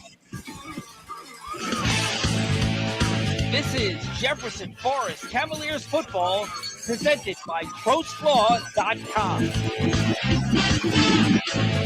8:05 to go in the first half. Squib kick bobbled and then just slid on back in the 34-yard line by Trey Meek Hudson. The up back for Heritage as Austin Walker squibbing it from here on out. I don't think he wants to put it in the hands or take the chance that J.J. Jackson, who had the big 83-yard touchdown drive to draw first blood in this one, I don't think you want Jackson getting a head start with the football. And so JF probably just going to squib it from here on out. Yeah, great hard squib kick. And at that time, it was hard to field. And they really just jumped on it. So pretty good kick, having them all the way back, starting inside the 35. Four-man JF front. Heritage with a man in motion. Splash drops back, looks to throw under duress, steps up in the pocket, hit from behind, but pushed forward past the 40 to about the 41 by Logan Hamilton, who came in there and brings him down. But it's a good gain. Picked up about 6 for Heritage on first down. Well, I tell you what, that is the biggest threat for the defense for JF is what Slash is going to be able to do with his feet. He's buying time, and he's able to scramble and run. So that has to be something they got to be concerned about. This time it's a handoff, Fleshman. Good, clean exchange. But into the backfield comes Pearson Brooks. He drags him down from behind, and it's a loss of about a yard. Pearson Brooks came in and drags him down. Seth Bell, the defensive tackle, also in. This is a fun night, Coach. You're getting players called on both sides all across the board as far as who's making plays. Well, I tell you what's happened so far is Heritage has not been able to run the football with their running back. So it's either been slash run or slash having to throw the football. Clock under 7 to go in the first half. Slash takes it, drops back, steps up. He's hit, brought down from behind. Slade Kazee announces his presence. And we mentioned the battle between he and Xavier Scott. Kazee got the better of it that time and brings down Slash to set up 4th down. Well, I tell you what, again, the defense is having great job covering because Slash is not able to find a receiver, and he pulled that down thinking he was going to try to run for it, and Slade Kazee had different plans. You know, that's an all-district kind of battle there between the right guard Scott for Heritage and the defensive tackle Kazee, who is committed to Army from JF. Scott's a junior, kind of got the build of somebody that might go to a lower-level Division I program, depending obviously on how the next few months go. But you reference that battle, and it's lived up to expectations. This time, a delay of game looks like it's called. It is, as the referees blew the whistle that you heard in the background, and that was after we had a lot of time to describe it, and that explains the delay of game. Well, that backs them up 5 yards, and again, that's just hopefully going to help with the field position right here on this 4th down punt. In the back, ready to receive is Charleston Harris, looking to field this punt. And set to kick it away is Jackson Fowler. The punter stands at the 20. 4th and 11 now. Idea of a fake's probably gone. It is. Fowler right foot into it. It's a high kick. Fair catch called for and made by Harris. Looked like he thought about maybe moving afterwards, but wisely just held the ball and didn't try to get some penalty at the 38-yard line. So still solid field position for JF. And now this is the opportunity to bleed more clock and grow their 14-7 lead heading into the break. Still 5:59 to go in the second quarter. Well, I tell you what, this game has had all the billings that it was meant to have. And again, Heritage defense has to find a way to get a stop. Their offense is not doing much other than their one big play offensively. And this 6-man front that they're going with has not really done a good job stopping them. Jackson the snack, fakes the handoff to Johnson in motion, bounces out right side. There is a flag. Hit at the 45, spun out of bounds at the 47. Flag, though, thrown in the neighborhood like this might be a hold on the right side of the JF line. And nope, it's an illegal shift instead. Only a 5-yard penalty, but negated what would have been a 6-yard pickup. And that's probably even more maddening for JT Cruz because that's the type of penalty that in week 1 might be fine, but in week 11, double ones, it just drives you nuts. Well, we talked about it again. Every penalty, every mistake at this point of the season in this type of game and all the implications that all this has have just magnified by every little mistake. Even a 5-yard penalty right there can affect this series, which could affect the game. You never know the outcome. It's all these little things that add up. Margins are real thin in playoff football, and this is effectively it. You've got 2 qualified playoff teams, Heritage and JF. Snap, play fake, swing pass, quick throw across the middle, called at the 37, fighting up past the 40 to the 41. Looked like Sloan, the tight end, on the outlet over on the far side. Nope, it's Stacks Rowland, who was the H-back on the far side. He pulled it in and just burrowed and dragged defenders up to the 42, 4 yards after contact, and it goes from 1st down and 15 to 2nd and 6. You'll take that all day if you're JF. Yeah, no, that's a great little 1st down play on that. Again, just a quick little stick route right there, and Thax Rowland makes the catch, was able to get extra yards after contact. Fox from behind to the right of Jackson in motion is Johnson. Jackson keeps it himself. The quarterback bounces out 45. Hit at the 48, but ping-pongs up to the 50-yard line. He drug Aiden Slash up to the 50, but it was a hard hit as Slash hit him at the 48. Jackson is gimpy getting up, favoring his right arm, and now is down on the field turf, and there's an injury timeout. We'll assess it when we come back. It's getting physical out there on the field turf at Sabre Stadium. Late first half, JF with a 14-7 lead, but a big injury they're dealing with now. 4:37 to go, a 14-7 JF lead here on JF Cavaliers football, presented by TrostLaw.com. When it comes to legal matters, there is no substitute for experience. Hi, I'm Randy Trost with Trost Law. We've gained knowledge from serving Virginians for over 4 decades. Since 1982, We've handled auto accidents and personal injury cases ranging from simple fender benders to complex tractor-trailer Not the worst cases. thing. And we're ready to put our experience to Probably work a for you. direct, probably a We running hope you play, never but need our services, but if you do, just give us a call at 777-HURT or visit us at trostlaw.com. This is Jefferson Forest Cavaliers football presented by trostlaw.com. Xander Coleman, backup quarterback, taking the snap. Jackson got the wind knocked out of him, had to come off for a play. Direct snap over to the right side or the left side, and he's flushed down at the 46 of JF. It's a loss of 4, and Jackson looks like he's ready to come back on the field for JF. And I mean, it wasn't a great play for JF, but it kind of felt like the play call that was called when you know your backup quarterback's only in there for one snap. Yeah, Heritage kept stringing that out, and someone was finally be able to work their way upfield enough to be able to tackle Xander before he could find a seam to turn up on with that play right there. Now Jackson back in the game right here, but a loss of 4 puts him in 2nd and 14. Credit Raquan Rucker, the outside linebacker, who really was the first to push that play wide. 2nd and 14 for JF. Up 14-7, 3.5 to go opening half. Second quarter action, drops back. Jackson has it, wants it right side. Overthrown Lucas Johnson. He threw it behind him. Probably a good throw behind because it just goes into the JF bench. Had him open at Heritage 49. Well, he had him open. He was basically running an out route, almost like a little short corner route right here to the sideline, and the safety was trying to come over and cover him. But again, the throw was too high over the top, and now they're in 3rd and long. So one of a big plays right here for the JF. Ball is a couple of feet from that left hash mark, working left to right are the Cavaliers in this second quarter. 3rd and 14. They'll get ready to snap it, facing a 4-man front. That's all that Heritage brings. Jackson roll out to the right. Once it throws across the body. Caught at the 42-yard line. Not quite the first down, but skying is Jack Lee. Got his left foot down, and it sets up a much more manageable 4th and 3. Well, big play right there.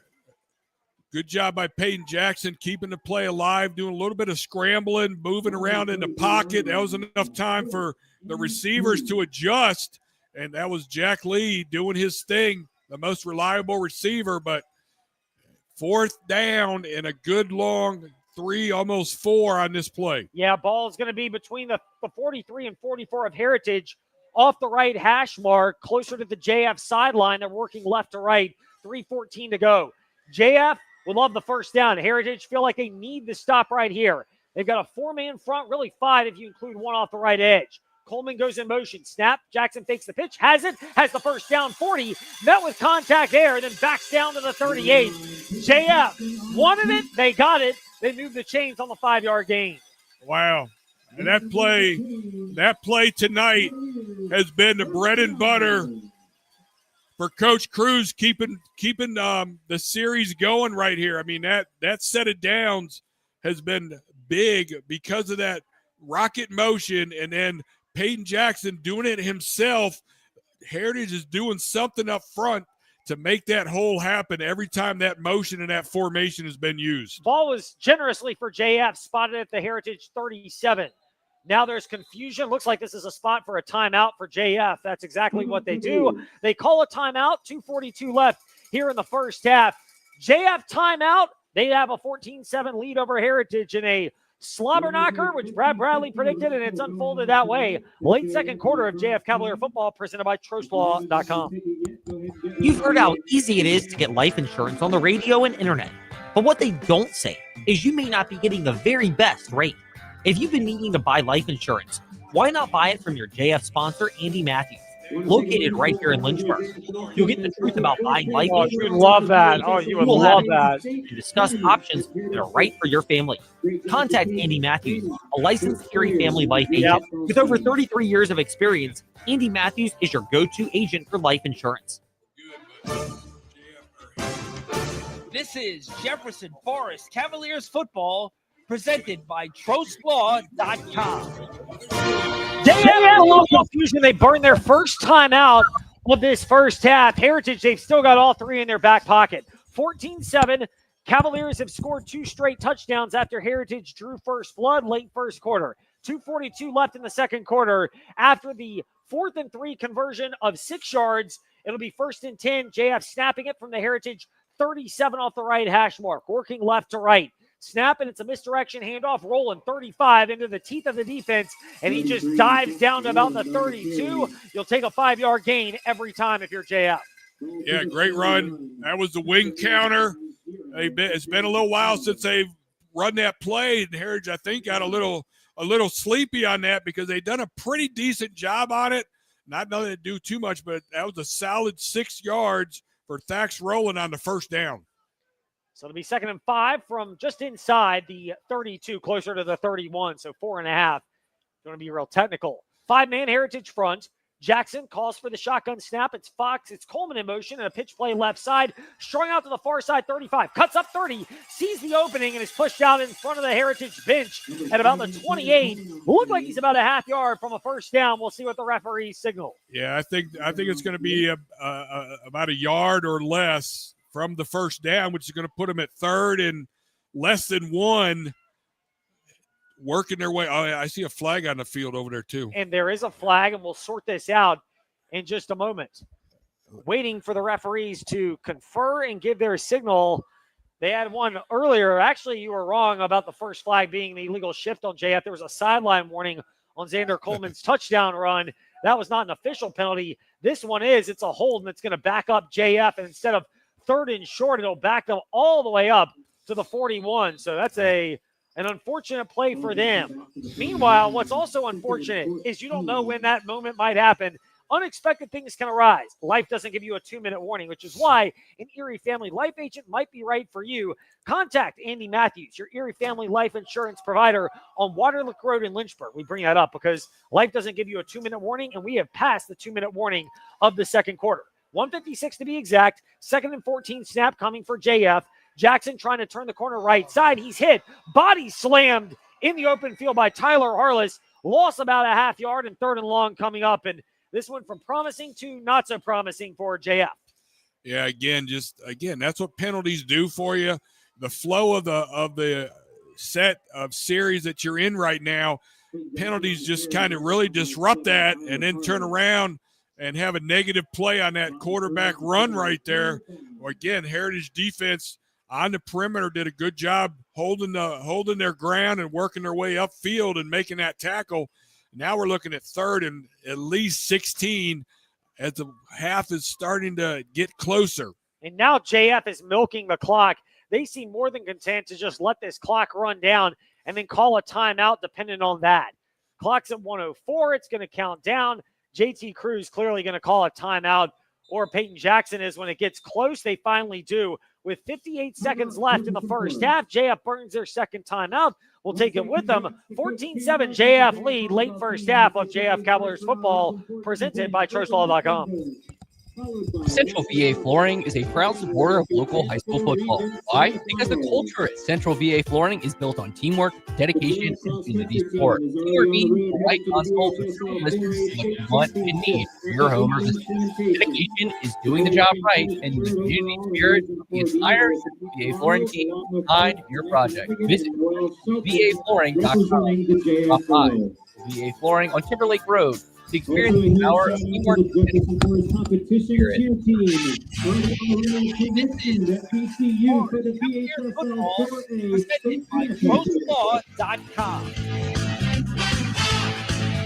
Looked promising. Looked like it was going to be a 3rd and about a half yard for Jefferson Forest, but a holding penalty from the spot of the foul backed them up to 2nd and 14. A loss of 2 makes it 3rd and 16 from the Heritage 43. Pioneers looking for a stop. JF would love points before halftime. They have a 14-7 lead. Drop back pass thrown across the middle, looking for Spencer Sloan. Incomplete off the outstretched fingers of Raekwon Ruckert. And JF's going to have to punt this ball back to Heritage. Clock stopped at 54 seconds. Pioneers will have all 3 timeouts, but doubtful they will have great field position depending on how this punt goes. And it'll be the first punt of the game for the Cavaliers. Yeah, missed opportunity right there. The holding penalty really pushed them back, and Heritage was able to make some plays defensively, and now they are going to have one more opportunity before the half to have the ball in their possession to see if they can do something. Judson Lynn getting ready to boot this ball away. And it's a fairly clean snap, gets his left foot in it. It's not a deep kick at all. It bounces at the 30, does take a JF roll, barely, but into the Pioneer bench at about the 29, 28-yard line. And solid field position for Heritage to start. This is kind of a sneaky opportunity for them to try to get points before the break, trailing JF 14-7. Yeah, well, they're going to start on about the 28-yard line right here.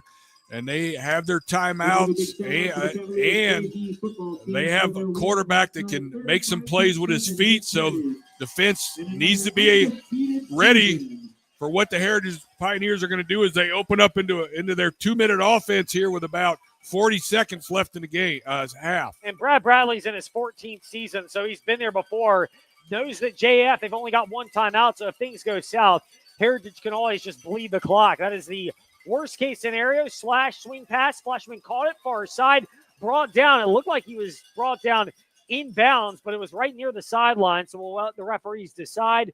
They do say it was inbounds, so the clock continues to work toward the 30-second mark of the first half. Heritage may run one more play, but seeming content to be conservative, and now they do spend a timeout with 28 seconds to go before halftime, so we'll take it with them. Back after this, what does Heritage decide to do on 2nd and 9 from their own 29? Late first half, we'll find out after this. Leaks on the offensive line, in the defensive secondary, or with special teams coverage create problems in football. Clydesmith Plumbing and Heating knows leaks at your home or business create problems too, like building and belonging damage and lost productivity. That's why you should call Clydesmith Plumbing and Heating at 525-3313 when a leak is threatening your home or business. Clydesmith Plumbing and Heating at 525-3313, proudly supporting JF exchange, activity participants. This is Jefferson Forest Cavaliers football presented by TrostLaw.com. What do the Pioneers draw up? They've got 2nd and 9 from their own 29. 2 timeouts with which to work, but trailing 14-7 late second quarter. Dropping back, swing pass over to the far side. Looked like it was successfully pulled in at the 43. It was on the far side by J.J. Jackson, and he pulled it in, and it's a first down for Heritage, and now they got a chance to try to make something happen. They'll give them the 45, 20 seconds remaining, and that is just the first down of the game for JF. They had 3rd and long, and they got a touchdown after 3 and out on their opening drive, touchdown on their second, and then a fumbled exchange and a punt, another 3 and out on their other 4 drives before this. JF needs to bring pressure. They've got and not let him run. 4-man front. Slash has it, steps up, floats it over to the far side under duress from Spencer Sloan, just throws it into the Heritage bench at the 40. Incomplete. 2nd down and 10. 13 seconds remain here in the second quarter. Well, after a long touchdown pass where J.J. Jackson got behind everybody, the defense has done a great job covering routes. Again, the only thing that's making plays even happen is Slash's ability to extend the play or to possibly scramble. He had nothing right there and just threw it away under pressure. Couple shots deep, maybe toward the end zone for Heritage. Now, if you're JF, you got to be mindful of letting guys get too far deep. They don't have a lot back in coverage. Slash has it, drops back, pump fakes, tries to step up. He steps out of the pocket, steps over to the left side, now takes off. 45. Stops at the 40, now backtracks, realizes time is not his friend, and runs into the bench with 1 second left. Actually lost yardage. The clock would have stopped for a first down if he slid at the 43, but you can't really fault him for making the move. Slash knew that he had to get out of bounds. That guarantees stopping the clock, and it'll be one heave toward the end zone for Heritage with the ball snapped at the 44 of JF. Well, this would be nothing more than a Hail Mary now. Heritage wants the timeout to draw up the play. They'll do it. It'll actually be snapped at the 46. We'll take a reset here. This will be the final play of the first half, barring a defensive penalty. A game or a half cannot end on a defensive penalty. So if that happens, Heritage will get another crack at it. But if it doesn't, we'll see what happens here. There is enough speed in the pass-catching corps for Heritage, as we saw particularly from J.J. Jackson. Well, what do you draw up here if you're Brad Bradley? Well, one thing's going to have to happen is the quarterback's going to have to buy some extra time for his receivers to be able to get downfield to even have a shot. So he's going to have to either take a lot deeper drop to be able to try to make this throw, or he's going to have to try to sprint out and try to get away from the pressure to buy time for the receivers to get downfield. Bell, Kazee, Hamilton, and Sloan, pretty good defensive front. Sloan is actually lined up wide left in that wide 9 formation look. Harris is between him and Bell. Stopping, dropping back, slash under duress, just throws it into the bench. That's going to end the first half. And JF will take a 14-7 lead into intermission here on JF Cavaliers football, presented by TrostLaw.com. But before we kick it to Ty Tracy, Coach, people expected this to be a back-and-forth, bare-knuckle fight type feel to the game, and it's lived up to the expectations through the first 24 minutes. Well, I tell you what, it's been a great game. Two great teams going at it right here, and JF has held their own and looked really solid here on senior night at their home stadium. And again, defensively, other than giving up the big play, they've only given up one first down to the Heritage Pioneers, and they have really done a good job shutting the run down, and they're going to get the ball coming out of halftime. They will. That's what JF would like to do, is grow their lead. We'll see what happens. Meanwhile, when we return, Ty Tracy will have a look back at the first half. He'll have scores and updates for what's going on in the area. There is a lot of football with playoff implication for 3A schools like Heritage, as well as LCA in the Seminole District, and 4A schools like Jefferson Forest, and with a distant shot, EC Glass and Seminole District play. So we'll get all that updated for you at halftime. In the meantime, we're at the break, 14-7. JF leads in a tight battle against Heritage on JF Cavaliers football, presented by TrostLaw.com. Escorted by Katie and Don Bigler. Coach Kennedy here, and I'm here to introduce you to the fastest growing church in Forest, Virginia, Impact Church. If you want to find out how to be on the winning team for eternity, Impact Church is the place for you. Here's more now from Pastor Brad. Hello, everybody. This is Pastor Brad from Impact Church in Forest, and I want to extend a special invitation to you and your family to join us each Sunday at 10 a.m. at our new location in the Jefferson Forest High School auditorium. We are a church that stands on and preaches all of God's word unashamedly, because we believe and know that God changes lives through his word. Impact is a heart for evangelism, a mission to make disciples who follow Christ, and we are active in our community. The Spirit of the Lord is moving. God is doing an amazing work through Impact Church, and we would love for you and your family and friends to come be a part of it as we make an impact for Christ. We look forward to meeting you this Sunday at 10 a.m. at Jefferson Forest College for Engineering. Leaks on the offensive line, in the defensive secondary, or with special teams coverage create problems in football. Clyde Smith Plumbing and Heating knows leaks at your home or business create problems too, like building and belonging damage and lost productivity. That's why you should call Clyde Smith Plumbing and Heating at 525-3313 when a leak is threatening your home or business. Clyde Smith Plumbing and Heating at 525-3313. Proudly supporting staff, athletes, coaches, and all activity participants. Central VA Flooring is a proud supporter of local high school football. Why? Because the culture at Central VA Flooring is built on teamwork, dedication, and support. Teamwork means the right console who truly listens to what you want and need for your home or business. Dedication is doing the job right, and the community spirit of the entire Central VA Flooring team behind your project. Visit CentralVAFlooring.com and drop by Central VA Flooring on Timberlake Road. Experience the power of teamwork, dedication, and community spirit. True health isn't about judgment, it's about empowerment. At Crossroads Family Dentistry, we partner with you to help you understand your options and best position your health. A supportive, non-judgmental environment. Are you ready to take control of your total body wellness? Visit us on 221 in Forest or at CrossroadsDentistryVA.com. Call us today for your appointment, because you feel good about your smile, good about your health. Plans on attending Liberty University to study commercial aviation with a minor in unmanned aerial systems. Volunteering with the FYAA ensures children throughout the Forest community have a local place to participate in sports like wiffle ball, t-ball, baseball, softball, lacrosse, flag football, basketball, and cheer. FYAA depends on volunteers and needs your support. Your time, money, or a combination of your gifts. Visit forestyouth.org to learn more about how you can support FYAA. Warm weather means travel. Hi, I'm Randy Trost from Trost Law with a couple of free reminders. Always wear your seatbelt. Don't drive distracted or impaired. And remember, it's better to safely arrive a little later than being in an auto accident. Those things can make a big difference between a fun family trip. Escorted by Kim and Burton Kennedy. Trost Law, I hope you never need our service. A 4-year university to study mechanical engineering.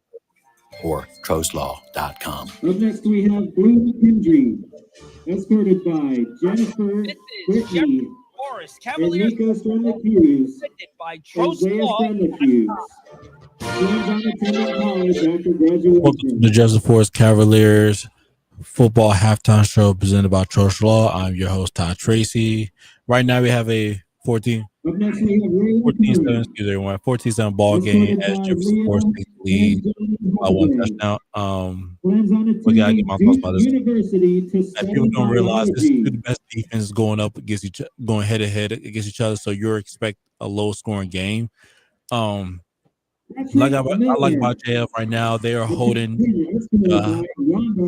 Harris Pioneers high power offense to 7 points, and I think they have been controlling the line. They have been controlling the line scrimmage so far. They've been playing good primary football so far in the first half. I think they held to one. Coach Rick Kenny's said before they held to one first down, and that's how you win the first half right there. Now you got 2 more halves to go. As for the offense, they still managed to control the ball. I think they carry the ball really well. They have not been putting up a lot of dumb mistakes. I won't say dumb mistakes, like a lot of simple mistakes that happen several times during the season. And I think they really got better from it. That's how they got the 2 first downs, 2 score touchdowns. And I think if they continue to do that, if they carry the football, I think they'll win the game. But as long as the defense hold Heritage how they're supposed to be, I think they'll win the game. Now, second half, I think JL's defense played a lot better in the second half that people don't realize. They usually hold a point from 6 to 0 points per game. So will I be surprised they're gonna do the same thing? We don't know. We will expect, but I'll say when it comes to second half, Coach Cruz is great in second half adjustments, and defense plays a lot better in the second half, and the offense improvement takes another step. But like I said, it's not gonna be the same thing. It's because Heritage is gonna do the same. You go expect from Harris. So Harris will probably know like they play better. They play bad in the first half, and they're gonna try to match the intensity with JF, and JF has to be prepared for it because they're trying to swing back. So it's gonna be a lot of momentum swinging, a lot of momentum changes, especially in the second half, because it's a whole new half, and you don't know what you expect. So that's our thing. It's gonna be really interesting in the second half, and I can't wait to see it, especially how Coach Cruz adjust, especially with Coach Brad making it adjust as well. So that's my intake on the first half of the game. So next on the commercial, after this commercial break, I'll give you a lot of halftime scores, updates around the area, along with some college at the BTRN sports picks for tomorrow and Sunday. This is Jeff Forest Cavaliers football halftime show presented by TruthLaw.com. Based on the photography of Helena Yeah, we've got a lot to be thankful for. A gorgeous place and to live. featuring the music of Billie Eilish, Steve Apple Wright, Auto Glass wants to remind you of how wonderful things still are and Matthew how fortunate Maltese, we are. and And of Peter course, Graham. it's cracking your The windshield. band is Sign under the up direction of David Trust Webb. Apple Auto Glass. When you call The Apple Auto assistant Glass, director, you're with Dylan his Rumsey. associates. Not some mystery man from an Traffic 800 number. crews, Dan Time, give Muchler, thanks. And we need to fix your glass. Call Apple Auto Glass. Steve Out the Lavinda, Avenue of Lexingburg. Joseph What Carroll, if you knew that true health and wellness starts in your mouth? Michael At Crossroads Holloway, Family Dentistry in Forest, we believe your oral health is a window into your overall body. Henderville, Your mouth isn't a separate entry, Christy it's a critical Fontaine, part of the complex system. That's why we take a co-diagnostic approach. Ryan We don't Gladwell, tell you what you need, Ben we show you McAfee, using simple language and digital Carol images Hicks, for a collaborative and approach. Jessica Your oral health. Walker. Crossroads Family The band is Dentistry, undefeated in we regular want it season more. competition since Unique strengths 2018. and challenges more than ever. That's why the Forest Youth Athletic Association's mission is to provide a safe arena where growing children learn the rules and values that come from athletic competition. FYAA sports, volleyball, baseball, softball, lacrosse, soccer, football, flag football, basketball, and cheer, fair play, that last beyond playing the game. Visit forestyouth.org to register for a sport or to share your time and resources. Coach Kennedy here. I'm here to introduce you to the fastest growing church in West Virginia, Impact Church. If you want to find out how to be a winning team for eternity, Impact Church is the way. Here's more now from Pastor Brad. Hello, everybody. It's Pastor Brad from Impact Church in Forest. I want to extend a special invitation to you and your family to join us this Sunday at 10 a.m. at our new location in the Jefferson Forest High School auditorium. We are a church that stands on and preaches all of God's word unashamedly because we believe and know that God changes lives through his word. Impact has a heart for evangelism, a mission to make disciples who follow Christ, and we are active in our community. The Spirit of the Lord is moving. God is doing an amazing work through Impact Church, and we would love for you and your family and friends to come be a part of it as we make an impact for Christ. We look forward to meeting you this Sunday at 10 a.m. at Jefferson Forest High School. Warm weather means traveling. Hi, I'm Randy Trost from Trost Law with a couple of safety reminders. Always wear your seatbelt. Don't drive distracted or impaired. And remember, it's better to safely arrive a little later than being in an auto accident. Those things can make a big difference between a fun family trip and a painful alternative. At Trost Law, I hope you never need our services, but if you do, we're here to help you at 777-HURT or trostlaw.com.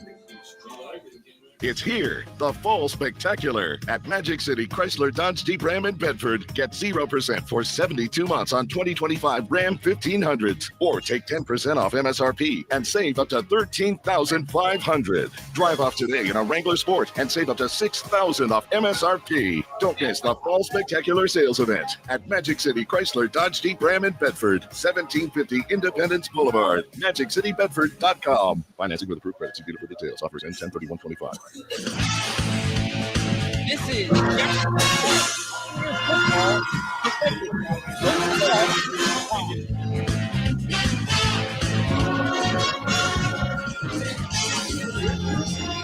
Welcome to the Jefferson Forest Cavaliers football halftime show presented by Trost Law. I'm your host, Todd Tracy. Now, here are some halftime scores around the area. As right now, we got Bradford versus Martinsville as a scoreless game between them two. As right now, Altavis is up by 2 touchdowns against Gretna, 20-14. Denver's leading Academy 14-6. As right now, Mass up against Nelson County 21-0. Salem versus Christopher. As right now, Christopher is up by 1 touchdown, 21-14. Williamsburg up right now, 23-6 against Stan River. As a blowout game, as for right now, is LCA versus Liberty, Battle to Liberty. As right now, that score right now is 43-0. Close ball game between Brookville versus Glass. As right now, Brookville's up against EC Glass, 13-7. A one touchdown game. As right now, Russburg's up against Amherst, 7-0. As Bass is up against Halifax, 35-0. Close game right now, really low close game with Magnavis up against GW, 10-7. A scores game between Nelson and Mecklenburg, and right now another scores game and so those are all your high school scores, halftime scores around the area. Before we go to some college, as I'm gonna go with the BTRN Sports college football tomorrow and BTRN Sports Sunday football. As right now we got triple header right now. We have tomorrow at BTRN Sports college football as we got number 7 BYU Cougars versus number 8 Texas Tech Red Raiders. As right now cover starts at 11:30, football starts at 12. And next we have the number 9 Oregon Ducks versus number 20 Iowa Hawkeyes.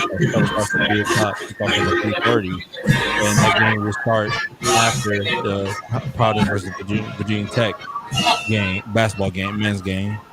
And we got LSU Tigers versus the number 4 Alabama Texas Pride, which cover starts at 7, kickoff starts at 7:30. As I said again, BYU versus Texas Tech, kickoff starts at 12, cover starts at 11:30. Oregon versus Iowa, kickoff starts at 3:30, Cover starts at 3. That's right after the Virginia Tech versus Providence game, men's game. And then we have LSU versus Alabama as kickoff starts at 7:30, cover starts at 7. Now, while VTRN Sports quadruple header on Sunday, as we got a game overseas in the morning, overseas at Berlin, Germany, as cover starts at 9:15, kickoff starts at 9:30, as we got the Atlanta Falcons versus the Indianapolis Colts. New England Patriots versus next game. We had New England Patriots versus the Tampa Bay Buccaneers with cover starts at 12:30, kickoff starts at 1. LA Rams versus San Francisco 49ers Tuesday 1 with cover starts at 4, kickoff starts at 4:25 p.m. Eastern time. And then Sunday night matchup, we got the Pittsburgh Steelers versus the LA Chargers with cover starts at 8. Cover starts at 7:30, kickoff starts at 8:20 p.m. Eastern time. First game, we got the Atlanta Falcons versus the Indianapolis Colts at Berlin, Germany. As first, then afternoon game, we got New England Patriots versus the Tampa Bay Bucks. Cover starts at 12:30, kickoff starts at 1. Then and the California game, the LA Rams versus the San Francisco 49ers. Cover starts at 4, kickoff starts at 4:25 p.m. Eastern time. Then Sunday night game with the Pittsburgh Steelers versus the LA Chargers. Kickoff starts at 8:20 p.m. Eastern time, and kickoff starts at 7:30. So, as our college football game right now, we got the Houston versus UCF, and the game just started. So, that's all your games, your halftime scores around the area, fourth halftime, your halftime scores around the area. So next break, we go on a break. Then we go head back to Sabre State as Coach Rick Kenny and Ed Lane give you more jail football. This is the Jefferson Forest Cavaliers football halftime show presented by TrustLaw.com. It's the perfect time to take your car to Meineke and make sure your engine starts perfectly this year. Whether you need tires, brakes, engine repairs, or simply an oil change, Meineke has you covered with certified with pictures and videos and financing options. They're there to not only help you start your engine, but keep it running smoothly all year long. They're your one-stop shop for car care needs. Schedule an appointment today by visiting Meineke.com. Your with Meineke. Doing car care right.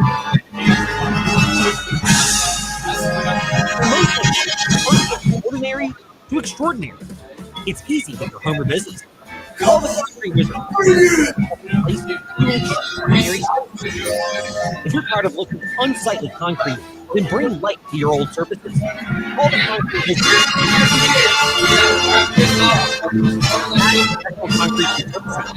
And visit concretewizard.com for ideas from other before and after photos.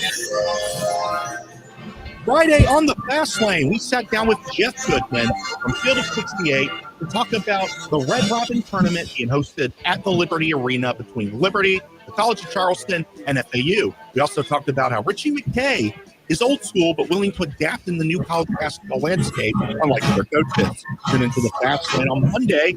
We go around the Commonwealth. Weekdays, 5 to 6 p.m. on 93.3 FM, 1320 a.m. Lynchburg, or ask that smart speaker to open VTR and Stream.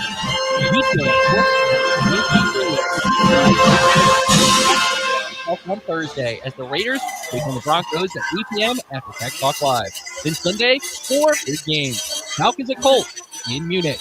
Then Patriots at Bucks, Rams at 49ers, and Steelers at Chargers on Sunday Night Football. Plus, don't forget Monday, we'll have Eagles at Packers. Catch the NFL on VTRN Sports, powered by ESPN Radio, 93.3 FM, 1320 AM. The VTRN Sports. I want to give another shout out to one of our senior band members tonight, Logan Webster. He's escort. Got a lot to be thankful for. Gorgeous.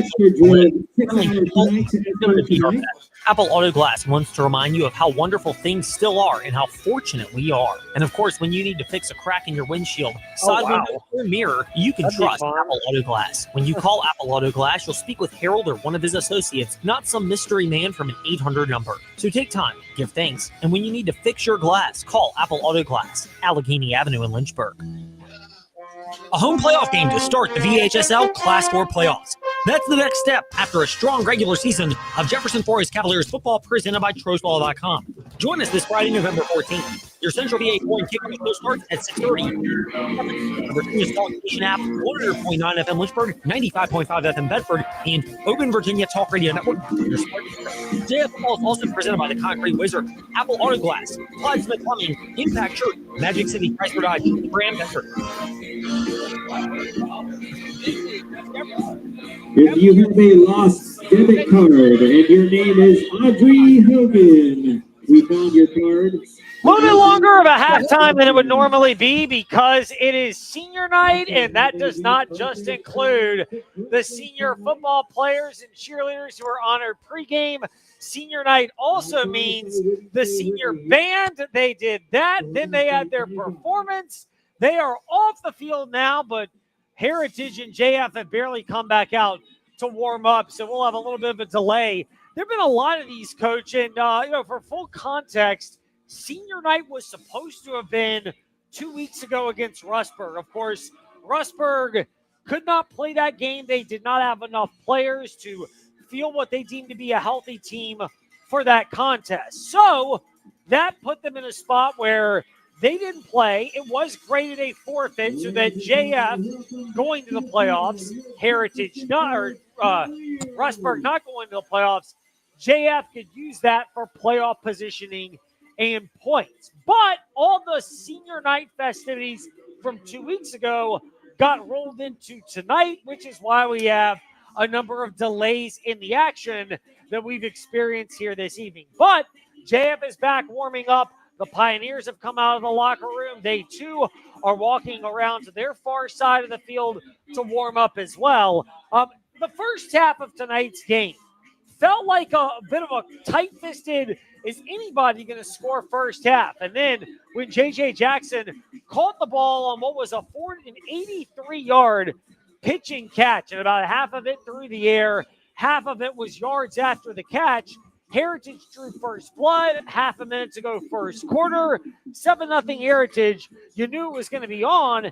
JF answered with a touchdown to Xander Coleman. He would have two of them, actually. Another one coming after the fumble where he found Jack Lee on a trick play call. Coleman, the halfback pass or the wide receiver pass to Jack Lee. That's how we have a 14-7 game. There looked like a period where there wasn't going to be points. Then it looked like a period that there was just going to be nothing but points. And then it settled back into having to fight for what you get. Do you have a feeling, Coach, that flow is going to carry over into the second half? Yeah, well, I tell you what, we're dealing with two top-level coaches here for Cavaliers and for the Pioneers. Both of them with a lot of experience. Both of them know how to handle the situation. And so, again, you're looking at what was going on at halftime in the locker room. But for me, the biggest concern I would think that Coach Bradley has is really his offense. Other than the breakdown big pass play, they only had one first down, and they have not been able to run the football. So I would think they probably spent a lot of time trying to figure out what they can do offensively to give the spark to the offense, because they're going to have to generate some points. And then for the Cavaliers, again, it was just a solid, great first half. Other than the big pass play, they did let a few penalties affect them, especially on that last series when I think they could have had an opportunity for some points before the half, but the holding penalty really kind of took that away. Yeah, that was a crucial penalty. They had what was going to be third down and a yard, but the hold was 4 yards from that first down marker, so 10-yard penalty made it second down and 14. They were stopped for a loss of 2. Third and 16, the drive stalled out. Heritage got the ball back after a JF punt, and that was hardly the end of the half. The Cavaliers drew up. So, Coach, as we look to the Magic City Chrysler Dodge Jeep Ram keys to the second half presented by the friends at Magic City Chrysler Dodge Jeep Ram Bedford, the keys to your new ride await you right there. What are they for Heritage and JF? Well, I tell you, for the Pioneers, again, they gotta come up with some wrinkles. I don't know if it's going to be obviously they're going to have to come up with some different plays that maybe JF has not seen.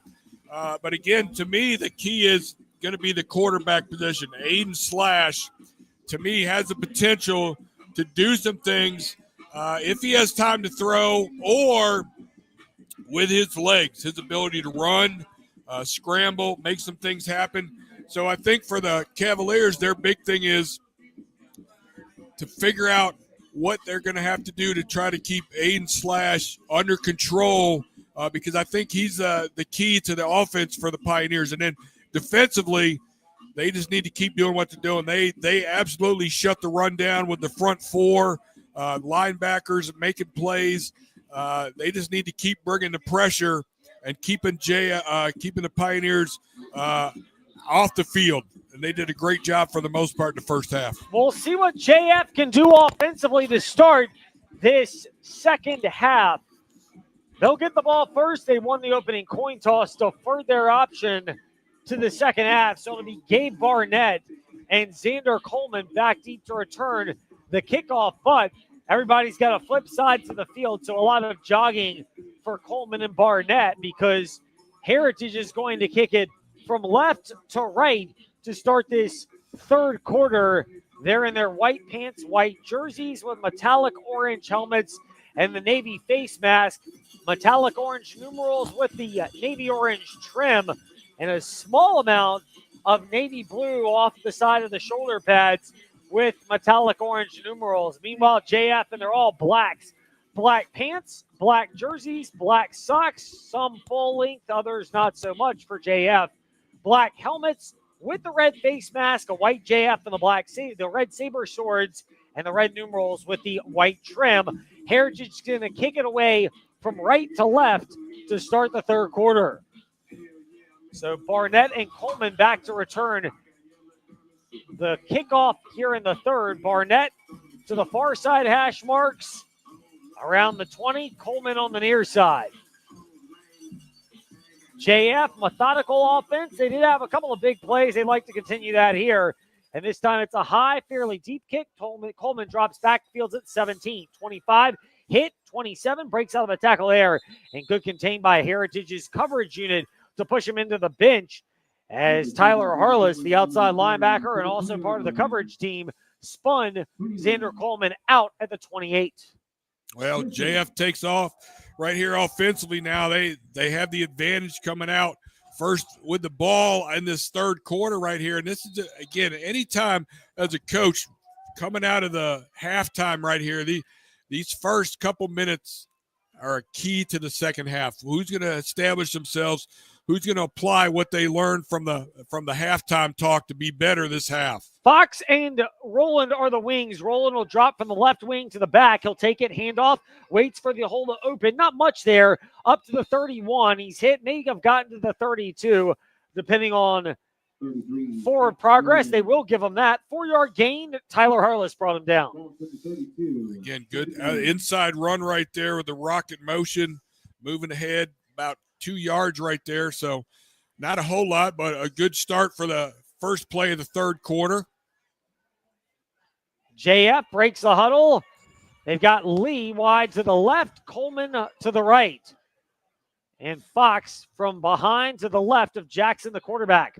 Coleman goes in motion, fake pitch. Jackson has it himself. He's hit at the 45, falls forward to the 36. They might not even give him that forward progress. He'll still be a couple yards from a first down. Yeah, 3rd and 4 right there. That's the Peyton Jackson run right there with the rocket motion. Again, complimentary play to that. That's been a big, big play for him in that first half. Pioneers looking like they're sticking with their defense that they had that whole first half. The 2 outside linebackers in the 4-3 are going to walk up on the line of scrimmage. You got the Mike backer playing right there in the center, and you got the safeties tight within 8 yards of the line of scrimmage. Roland gets it off the left side, breaks a tackle, 38. It's enough to get him past the 39. First down marker to the 40. Got 7, and it moves the chains for a first down. Wing counter right there by Thax Rowland going back to the offensive left side right there. And that was a good, solid 5-yard run. Got him the first down. You count better than I did. That is correct, Coach. First down and 10 JF. They move the chains to start the third quarter. About 2 minutes into it. Clock working to the 10-minute mark. Jackson barking out signals to the left side of the line. He's got Fox to his right. Coleman from left to right in motion. Fake, keeper. Jackson has it. Past the 45. Drags a couple of Pioneer defenders up to the 47. And Xavier Scott brought him down from behind. But Jackson gets 7, moves the chains. You'll take that every time if you're JF. Well, I tell you what's happening right there is when Peyton Jackson's able to run between the tackles right there, those outside linebackers, because they're playing outside the offensive tackles, really are not able to help on that inside run. And if they can block and get to that Mike Backer, they got a pretty good job for getting positive yards, and that was a 7-yard run. Coleman wide to the short right, the wide right. Handoff Fox, give off to him, breaks through tackles at the 50, stumbles into Heritage territory at the 49, got past the 50-yard marker for the first down, got 4 when he needed 3. It's another first down for JF. Well, that's second first down now. This is exactly what Coach Cruz wants. He wants to control the ball on the ground. He wants to control the clock, eat up as much clock as he can, keep the Pioneers' offense on the sideline right here. And this is exactly into his game plan that he's doing against the Pioneers. Ball at the crux of those saber swords, sticks a couple of yards to the right hash mark. Jackson fake pitch, keeps it, hit at the 45, ping pong down to the 44 of Heritage, but got 5. Good, productive first down run. That's happened now 3 straight times for JF offensively. All 3 first down runs have been positive to start this opening drive in the third quarter. Well, the defensive coordinator for the Pioneers has not figured out what to do to stop Peyton Jackson when he's running the football. Even with the Mike Backer, they got 4 defensive linemen. They got the 2 outside linebackers. They got 6 guys on the line, but he's hitting that hole, and they're able to block that Mike Backer. He is getting 5, 6, 7 yards every time he's running that ball. 2 slot backs, and now Coleman to the right, or Fox to the right. Coleman from left to right in motion, gets it on the pitch, tries to turn the corner, follows blockers to the 45, just really back to the original line of scrimmage. He actually rolled not only out of bounds, but underneath the bench onto the track, dodged a potential leg injury there as he tucked his leg in, rolling under. And I guess all's well that ends well. 3rd and 5 coming up. Yeah, not much on that rocket sweep right there. Again, Pioneers have done a better job stringing that play out. Again, they got the strong safety there. They got the corner there. The Mike linebacker sprinting all the way over there. They've really done a good job, for the most part, stringing that out. Especially that play right there, no gain. JF would love to grow their 14-7 lead. 7:20 to go, third quarter. Opening drive of the quarter, 3rd down snap, handoff Roland, breaks through a tackle at the 45, just picks his way down to the 43 between the right hash and the right numbers. It'll be 4th and we'll call it about 4 coming up for JF. Big play here. Wow, big play right here. Coach Cruz really would have liked to see that get a little bit closer right there. It's going to be a big gamble right here to start off this third quarter, going for 4th and a long 3, almost a 4 on this play. Cavaliers 2 of 3 on 4th down conversions in this one. They'll go for it. The analytics kind of indicate you should, but it's a tight defensive game, and kind of do it with your heart in your throat. Fox to the left of Peyton Jackson. Calls for it. Xander Coleman in motion. Fake pitch. Jackson himself to the 40-yard line. Tries to get down to the 39. I don't think he got it unless they give him forward progress. Everybody's signaling first down. It's just half of them are white jersey Pioneers and half are black jersey Cavaliers. And we wait for the referees to sort this out. Well, I tell you, they're going to have to pull the sticks out on this. It is that close. Ball is spotted at the 39. Dax Rowland jumps up like he knows it, but I think you're right, Coach. They're going to bring the chains out to measure this. I tell you what, when the ball came to be spotted, I thought it was a really good spot from the pile. I couldn't tell exactly where he landed and hit the ground, but it looks like he got a good spot on that. When Jackson landed, his back was to us, and therefore it is a first down. The referees say the ball was at the first down marker, and that's by about the length of the football. The JF will continue the opening drive of the third quarter. They have milked away 5.5 minutes on this third quarter clock. 14-7, JF with the lead over Heritage. That play right there is a potential game-changing play right there. I mean, that is a great first down. They gutted it out. They made it by less than a half of a football, and that just took, I think, a little bit of sails out of the defense right there. They really thought they had to stop, and they didn't get him. 4th and 4 run of 4.5 yards for Peyton Jackson. He'll call for it out of the shotgun. Ball basically in the middle of the field. He takes it and they hand off to Roland left side. Bounces out left tackle 35. Brings a defender with him down to the 30. And he's tripped up there, but that's an 8-yard run. We'll give him about the 31, an 8-yard pickup. And that's what JF would like to see on first down. Well, that was the inside, with the rocket motion with the inside run. And basically it got bottled up and he bounced it to the outside and found a crease and turned that into an 8-yard run on first down. That's exactly what they needed as they are driving now into the Heritage territory. They've taken 6 minutes and 35 seconds off the third quarter clock. 5:22 and counting down now in the third. 14-7, JF leads Heritage. They're trying to grow the lead. They'll snap it on 2nd and 2 from the Pioneer 31. Handoff Coleman from the left, tries to cut back to the right and into the heart of this JF defense. He was loaded up by 4 Pioneers that were there. Leading the way, Jeremiah Davis. Caleb Grant on the stop, gained 1 when he needed 2. Yeah, 3rd down and 1 right here. Again, pretty good job defensively, able to read that play. You had Xander Coleman taking that ball. Looked like it was the wing counter play, and he was really didn't have anywhere to go. Had to cut it back up into a different hole than what he wanted, but still got 1 yard out of it before they drove him back. So really two plays to gain about a yard for JF. Coleman split wide to the left. Lee tighter in the slot off to the right side on the hash marks. Fox is the back, gets it left side. He's hit from behind, but he's got enough power in that 5'9", 205-pound frame to lunge forward toward the first down marker. Well, I tell you, based on where the spot is right here, they might bring the sticks in on this one. And they spot it right at the 29. And you're right. I think the referees are actually going to say, is it 4th and short? They're going to mark it at 4th down, but now they're calling for a timeout to bring on the chains. And they moved it over to the far side. Looks like it'll be another close one here. All right, so they spotted the ball on the ground over on the sideline when he was tackled all the way in by the hash mark. And we're on the JF side of the booth, and the cowbells and the applause you hear gives it away. That was a first down. That's by about half a football, but JF now will hold the ball for over 7 minutes in this third quarter, trying to extend a 14-7 lead against what's been a very stingy all season long, really, Heritage defense. Yeah, again, the Heritage defense has been solid. They got a good scheme with their 4-3 and their 2 safeties. They got a lot of athletes. They got some size, but I tell you, the offensive line has been doing their job helping establish all of these first down runs. 2 slot backs, one of them in motion. It's Fox. Fake pitch to him.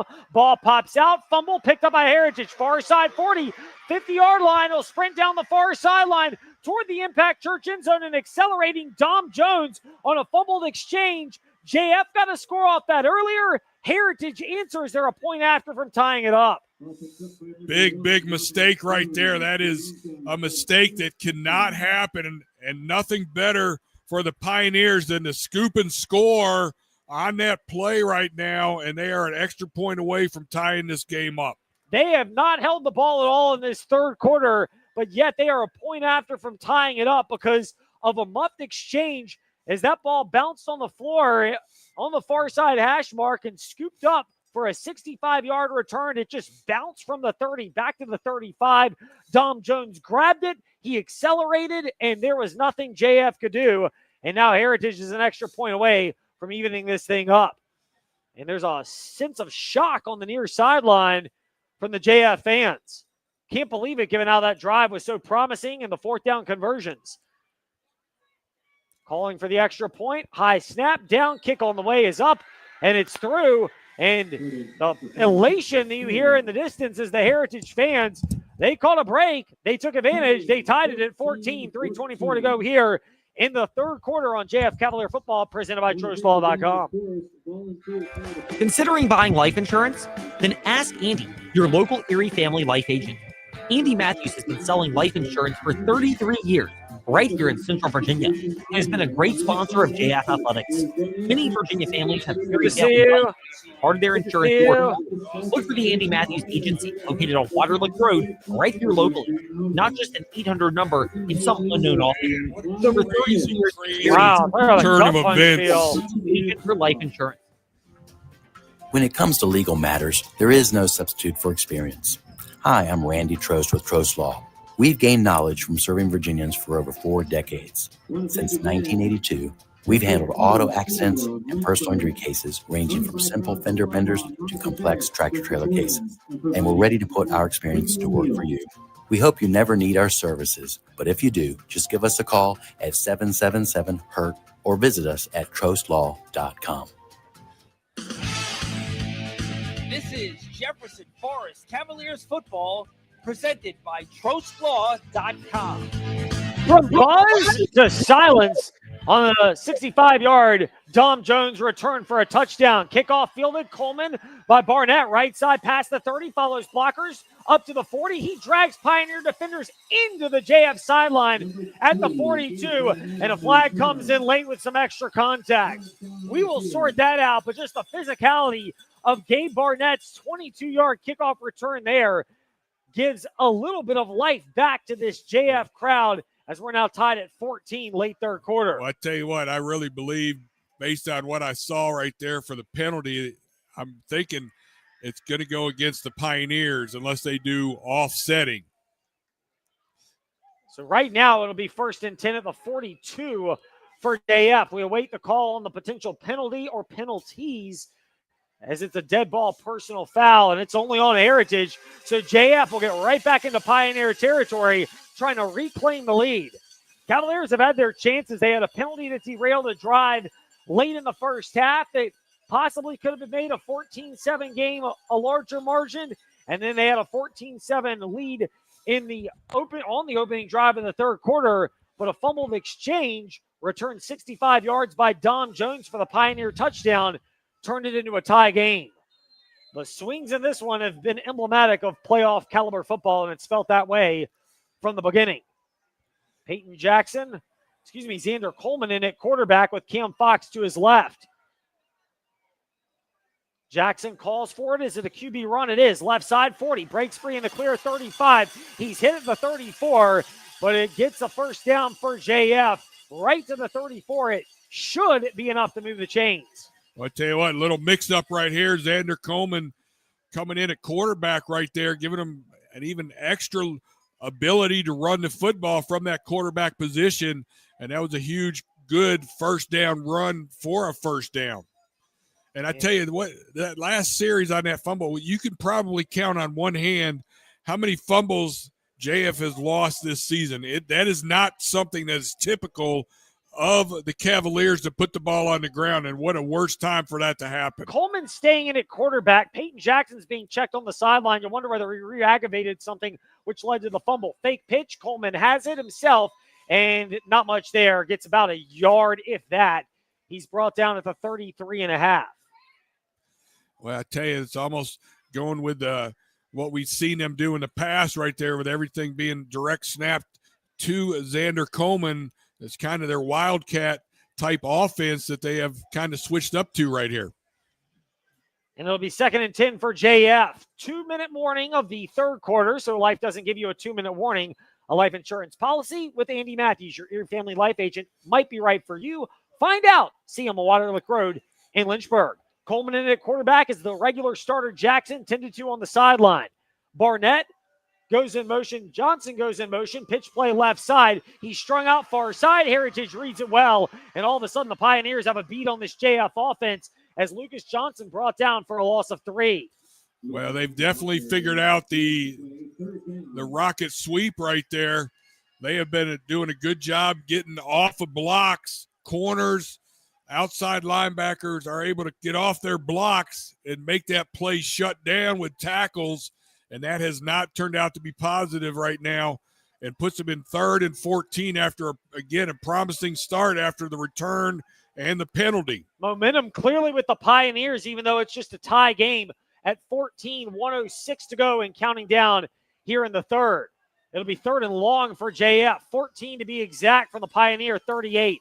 Coleman, the backup quarterback, calls for the snap out of the shotgun off the left hash. Fox in motion, but Coleman has it. He's rolled to his right, takes off, has daylight, 35-30, accelerates, slides to the 25, and it looks like it's enough for a first down. They'll give him the 23.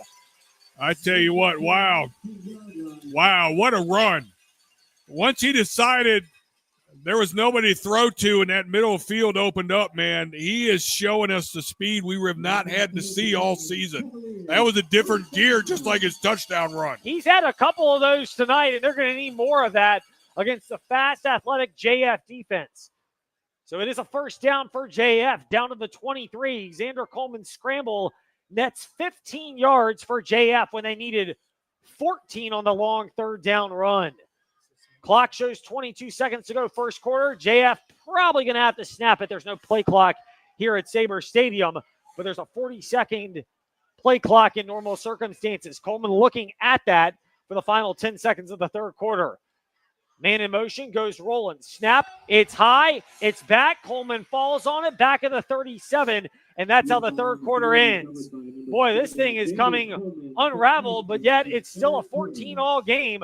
It's got that playoff feel. We'll find out who adapts best in the 4th quarter when we come back on JF Cavaliers football presented by TrostLaw.com.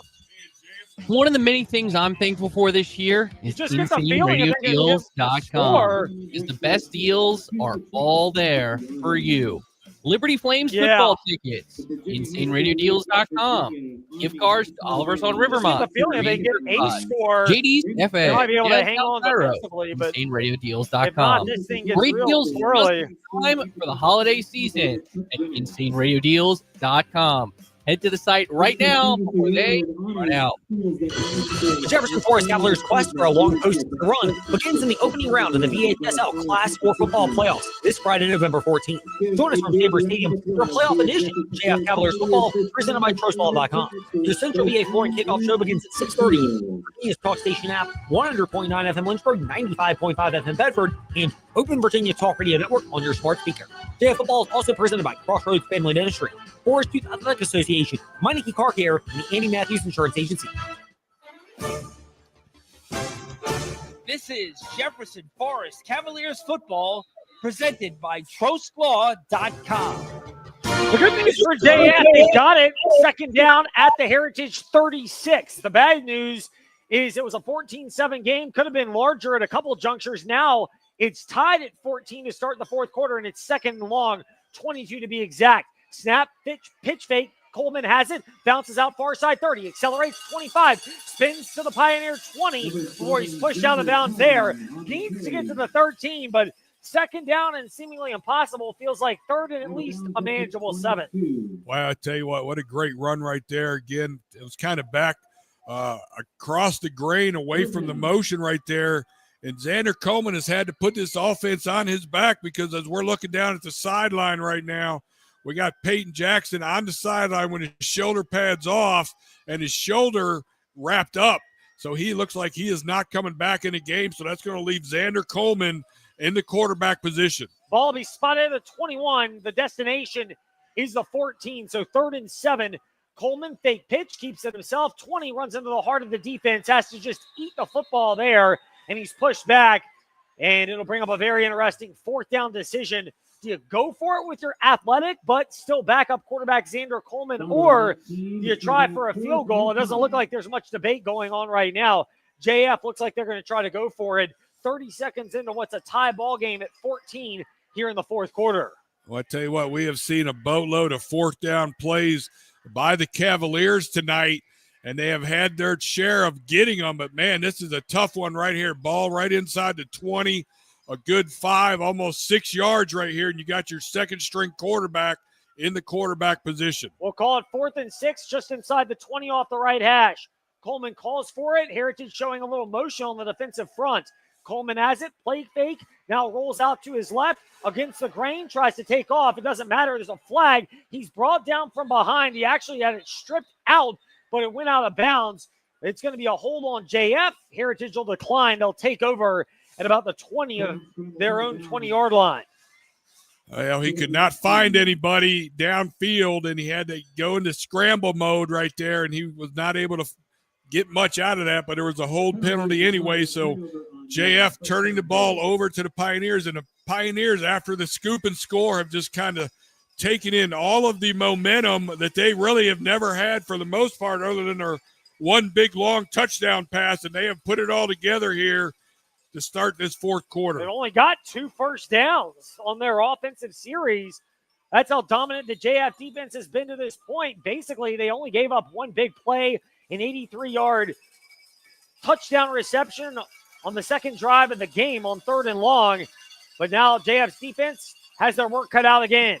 This time it's a snap, handoff left side, breaking free in the clear. Fleshman 30 up to the 35, breaks through a tackle past the 40 to the 45. That's the best play from scrimmage all night for Heritage. And you mentioned the momentum. It is real, despite what some people may think. It's clearly on the Heritage side as they have it, trying to get the lead as they have only had it in the early going tonight. Yeah, huge run. That's the first big run from a running back in the entire game.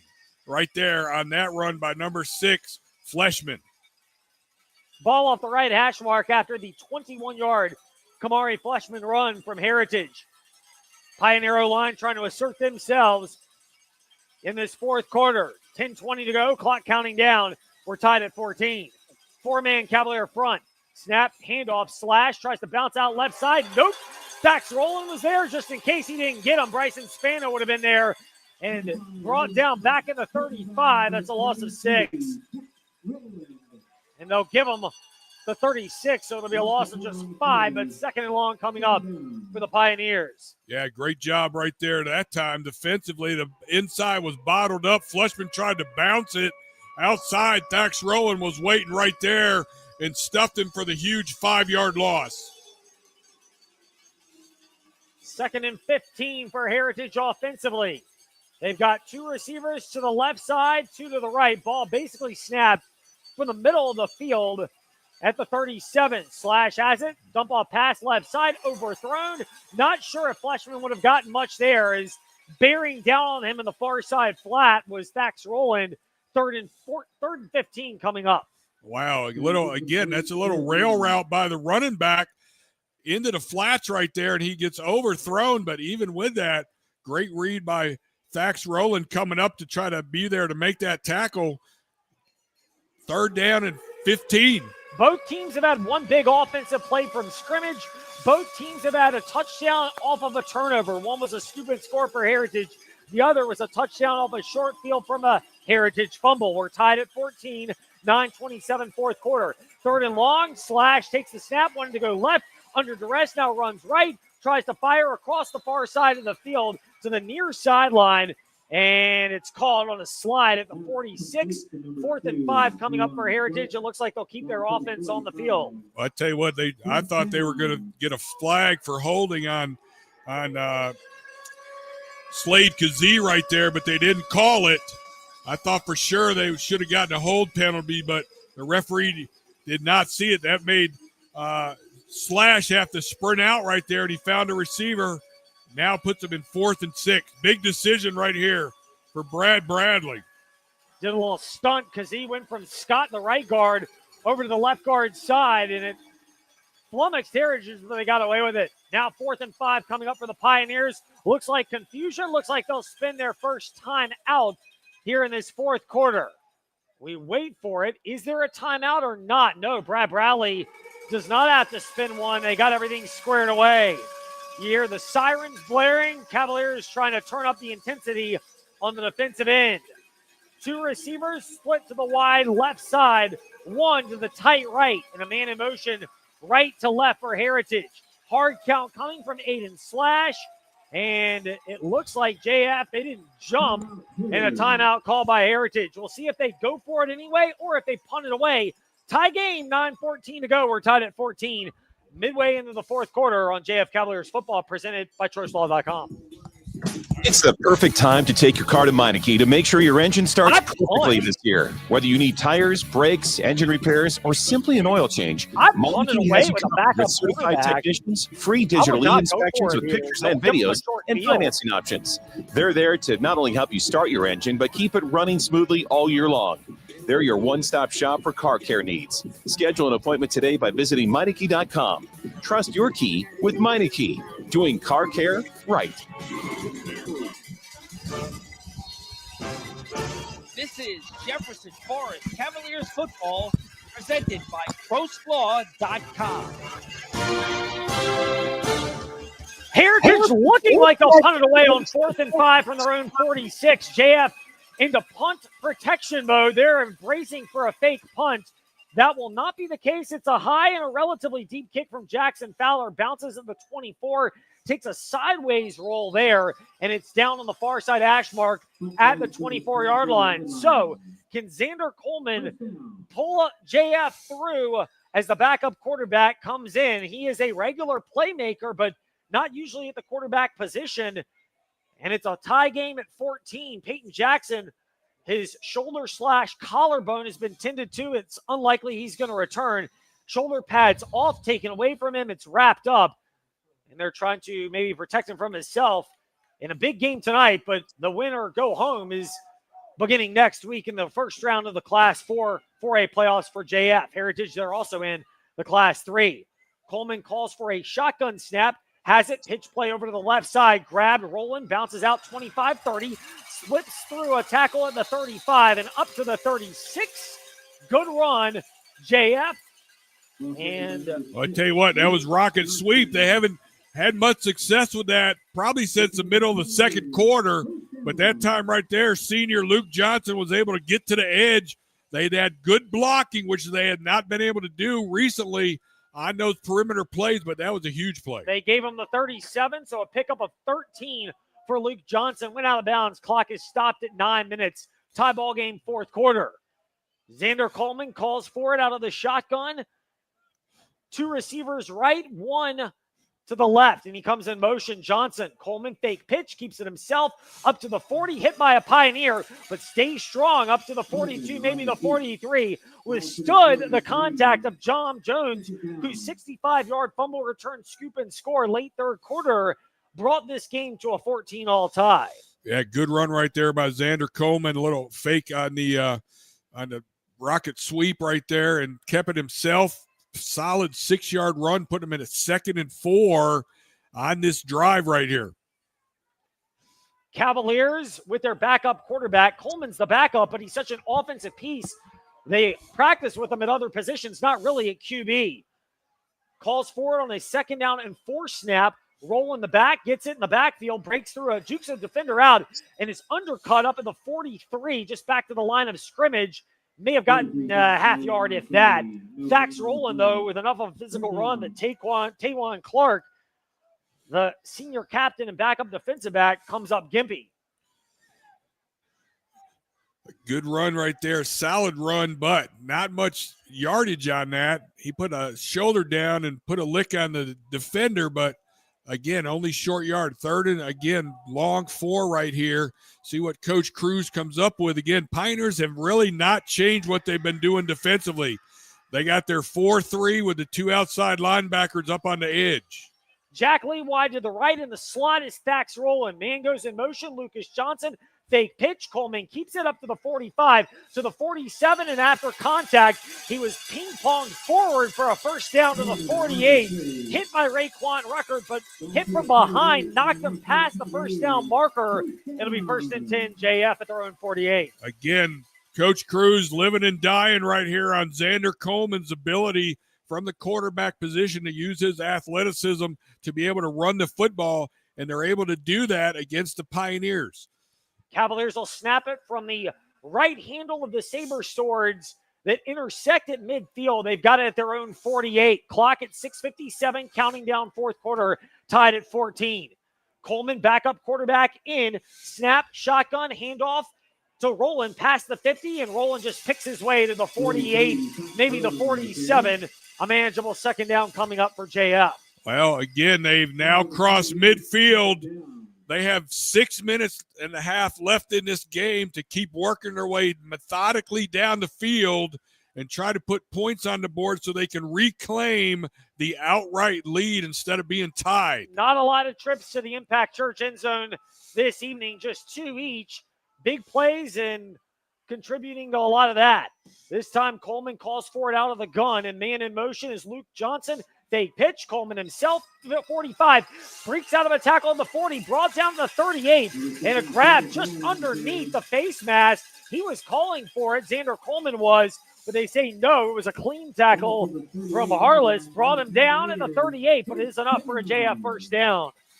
I tell you what, the front line, the offensive line has to get all the credit for how much JF has been able to run the football against the Pioneer defense. It really has been all game, just continual drives where they're able to run the football, and that front five is doing their job up front to keep this game intact. Less of a threat with Coleman at quarterback. Never say never. 2 slot backs, 1 in motion. It's Fox. He'll get it on the handoff. Follows the left side of the line to the 36. Not much there. We mentioned the name of Xavier Scott a lot. Nassim, the junior captain at the nose, came in and brought him down from behind. It is a 2-yard gain for Cam Fox. 2 yards right there. Cam Fox not been getting a lot of carries so far. He is one of their better running backs, but again, just the way the game is played out and the situation with Xander Coleman now taking the snaps right here has kind of changed up some of the things that Coach Cruz is going to be able to do. Clock goes under the 5-minute mark here in the fourth quarter. We're tied at 14. Coleman has it. It'll snap to him off the left hash mark from the Heritage 36. Keeps it himself to the 35, maybe the 34 if that. He is stood up there, and they're leading the way. Raquan Ruckert was there to bring him down. Tremeke Hudson also in. And now third down and about 7 coming up for JF.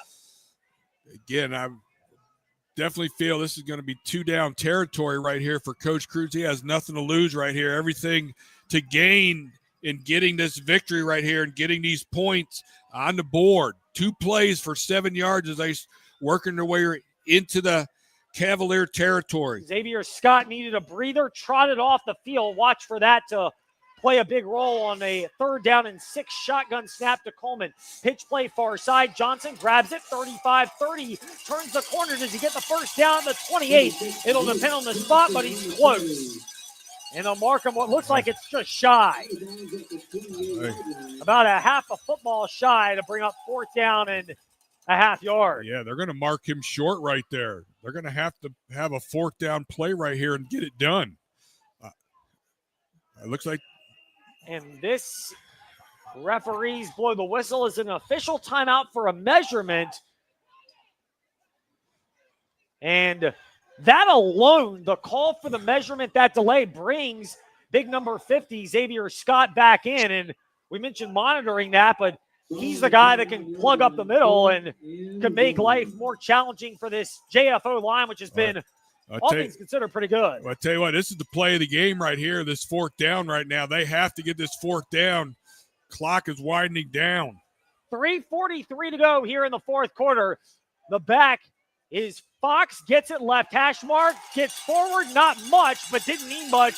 Gained 1.5 yards. First down, JF to the 27. Wow, great job right there. Again, he was, give it to your big man. Cam Fox able to find just enough crease to jump over one defender and get that first down. And JF continues to live on this drive with another 4th down conversion. Give Ethan Mandel a lot of credit, kind of walled off Xavier Scott, who was on the right side of that defensive line. It was just enough to allow a hole and just enough for Fox to get the first down. 14 all, 3:10 to go, working clock, fourth quarter. Shotgun snap coming to Coleman. Fake pitch, tries to turn the corner left. 25, holds on and brought down around the left side. Hash mark at the 23. Gain 4 for a 2nd and 6 play.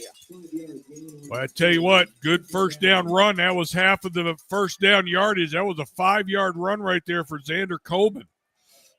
And they gave him the extra yardage down to the 23, maybe the 22.5. Goal is to get to about the 18. Well, at some point, Coach has to think about using timeouts if he wants to get this ball back. Yeah, Heritage has got all 3 of theirs. JF with 2. 2 receivers wide to the right. Coleman waits for the shotgun snap. Roland is the back. He'll get the handoff. Slips out of one tackle, hurdles another, and just really gets back to the line of scrimmage at the 23. All that work to prevent a negative yardage play. Hitting the open field, Zayd Holloway, the middle linebacker, came up. Dom Jones, the safety, was also there.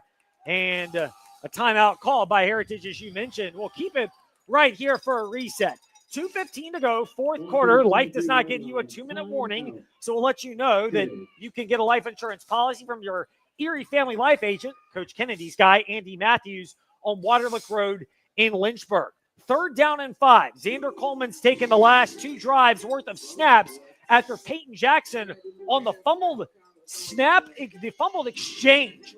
Looked like he may have aggravated or re-aggravated that shoulder area collarbone injury, which caused a fumble exchange between he and Cam Fox that was a scoop and score for Dom Jones to tie the game at 14. That score is held, so it's a 14-all ball game here. 2:15 to go in the fourth quarter. Cavaliers have held the ball pretty much the entire second half, but they don't have any points for which to show for it against what has been as good as advertised. Stingy, and I guess tonight, bend but don't break Heritage defense. Yeah, wow. We got a 3rd down play right here. Coach Cruz has to, again, be thinking 2-down territory. I don't know if they're in field goal range yet, so they're probably thinking they got to get 5 yards on these 2 plays. Wide receiver Jack Lee to the wide right. Rolling in the slot. Johnson in motion. Pitch fake. Coleman has it. Not much doing. Goes toward the middle of the field. And once again, we have to call the name of Xavier Scott, who was there. He grabbed Coleman, shed his block, and stood him up for no gain. And Heritage will spend another timeout to stop it at the 2-minute mark. And a huge fourth down and 5 play coming up for JF. So, what do you do here if you're JT Cruz in a 4th down and 5 scenario? I tell you what, he is living and dying right here on the run. Can Xander Coleman do something with a play action and be able to find a receiver? That would be my play call. What is the best play action? A good percentage would have maybe, again, it's only 5 yards here. This is a big gamble when you've been running, and they haven't been looking for Xander Coleman to throw. Can he be successful with a play action and find a receiver? Yeah, that's a great question, because if not, but there's a lane, he can take off and run as he did earlier in this second half. 2:03 to go, fourth quarter. We're in a tie game, 14-all. Heritage the early lead. JF scored 2 touchdowns to take it back. Had chances to grow it, could not. And then it swung on a Peyton Jackson, Cam Fox, quarterback, running back handoff exchange. Injury to Jackson, so Coleman, the backup quarterback, has been in since then. Coleman will call for it out of the gun. Fox the back. Coleman takes off on his right, looking to throw, fires across, caught in the flat on the far side, right near the sticks over in front of him. It's just enough for a JF first down by Dax Rowland. They needed 5. He gets them 6. Wow, what a play right there for Xander Coleman to sprint out. I thought he was going to run with it, and I don't know. They got the spot. They got the ball down right on the sticks. They're going to measure this. They will measure it. From my view up here, it looks like it'll be about a half a football enough for a first down, and that's exactly what it is. I do not really have that good eyesight in real life. Wow. So. I thought he was a little bit farther past the sticks on that, but hey, another 4th down conversion. That has been the difference in this game, is these 4th downs, first down. I will be very curious when Bryson Gordon of News Advance does his write-up, what JF has done to convert on 4th downs in terms of the numbers. It is over 50% here this evening. First down and 10 from the Heritage 17.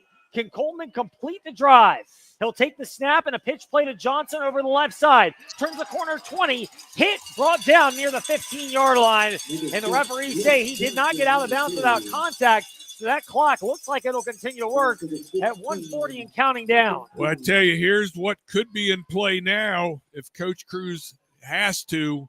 Are they in field goal range for number 47 for the Cavaliers? And that would be the kicker, Austin Walker. It's a great question. They're playing like they at least want to drain more time off the Sabre Stadium scoreboard clock. 14-all game, been as good as advertised. 2 teams gearing up for a playoff run. Separate sides, 3A Heritage, 4A JF. Coleman, fake pitch, looks for blockers, 15, slips through a crack, down to about the 10. He stood up there, and at this point, is just trying to get to the Impact Church end zone.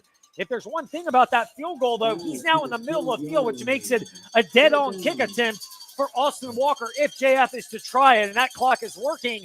52 seconds left. Heritage only one timeout left if they want to try to stop it.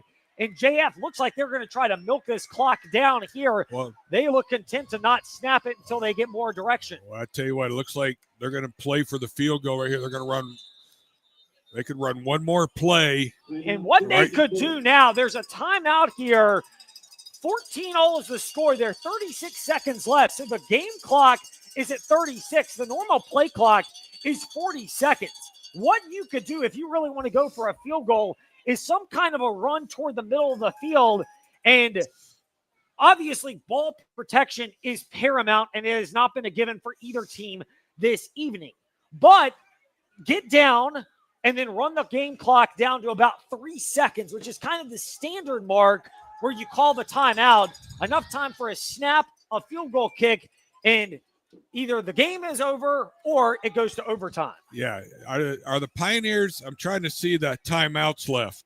One for each team. All right, so the Pioneers could theoretically the Pioneers burn one. Yeah, they're going to wait and see right here on this play what JF does. I think they're going to try to get the ball to the middle of the field. They're going to run it one more time, get it to the middle of the field, and let the clock run down, and then they'll use their timeout unless Brad Bradley decides to use his The sooner. other thing is if you get a first down but not a touchdown, it really takes out the idea of a Heritage timeout to stop the clock. Coleman will call for a shotgun snap. Fox is the back, gets it off the right side, stays on his feet and gets down to about the 10. Is stood up there pretty close to the middle of the field. The clock's at 26 seconds, 25. Will Heritage call a timeout, or will they let this thing run its way down? JF is more than content to let it run down. Somebody's injured. And there is an injury down for JF.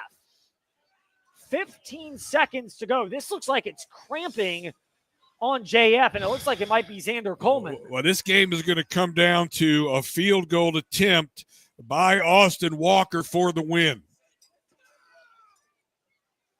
And the question then is, does JF have to burn their time out there?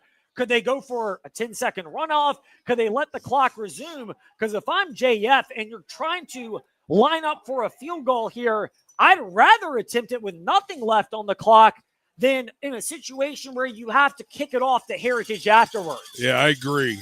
You're gonna want to run it down. Again, So what the ruling is determined if they're going to wind the clock right here. Fox was the one who comes off because of the injury. So JF could theoretically run this thing down a little bit more, and it looks like they might try to do that as Xander Coleman has it.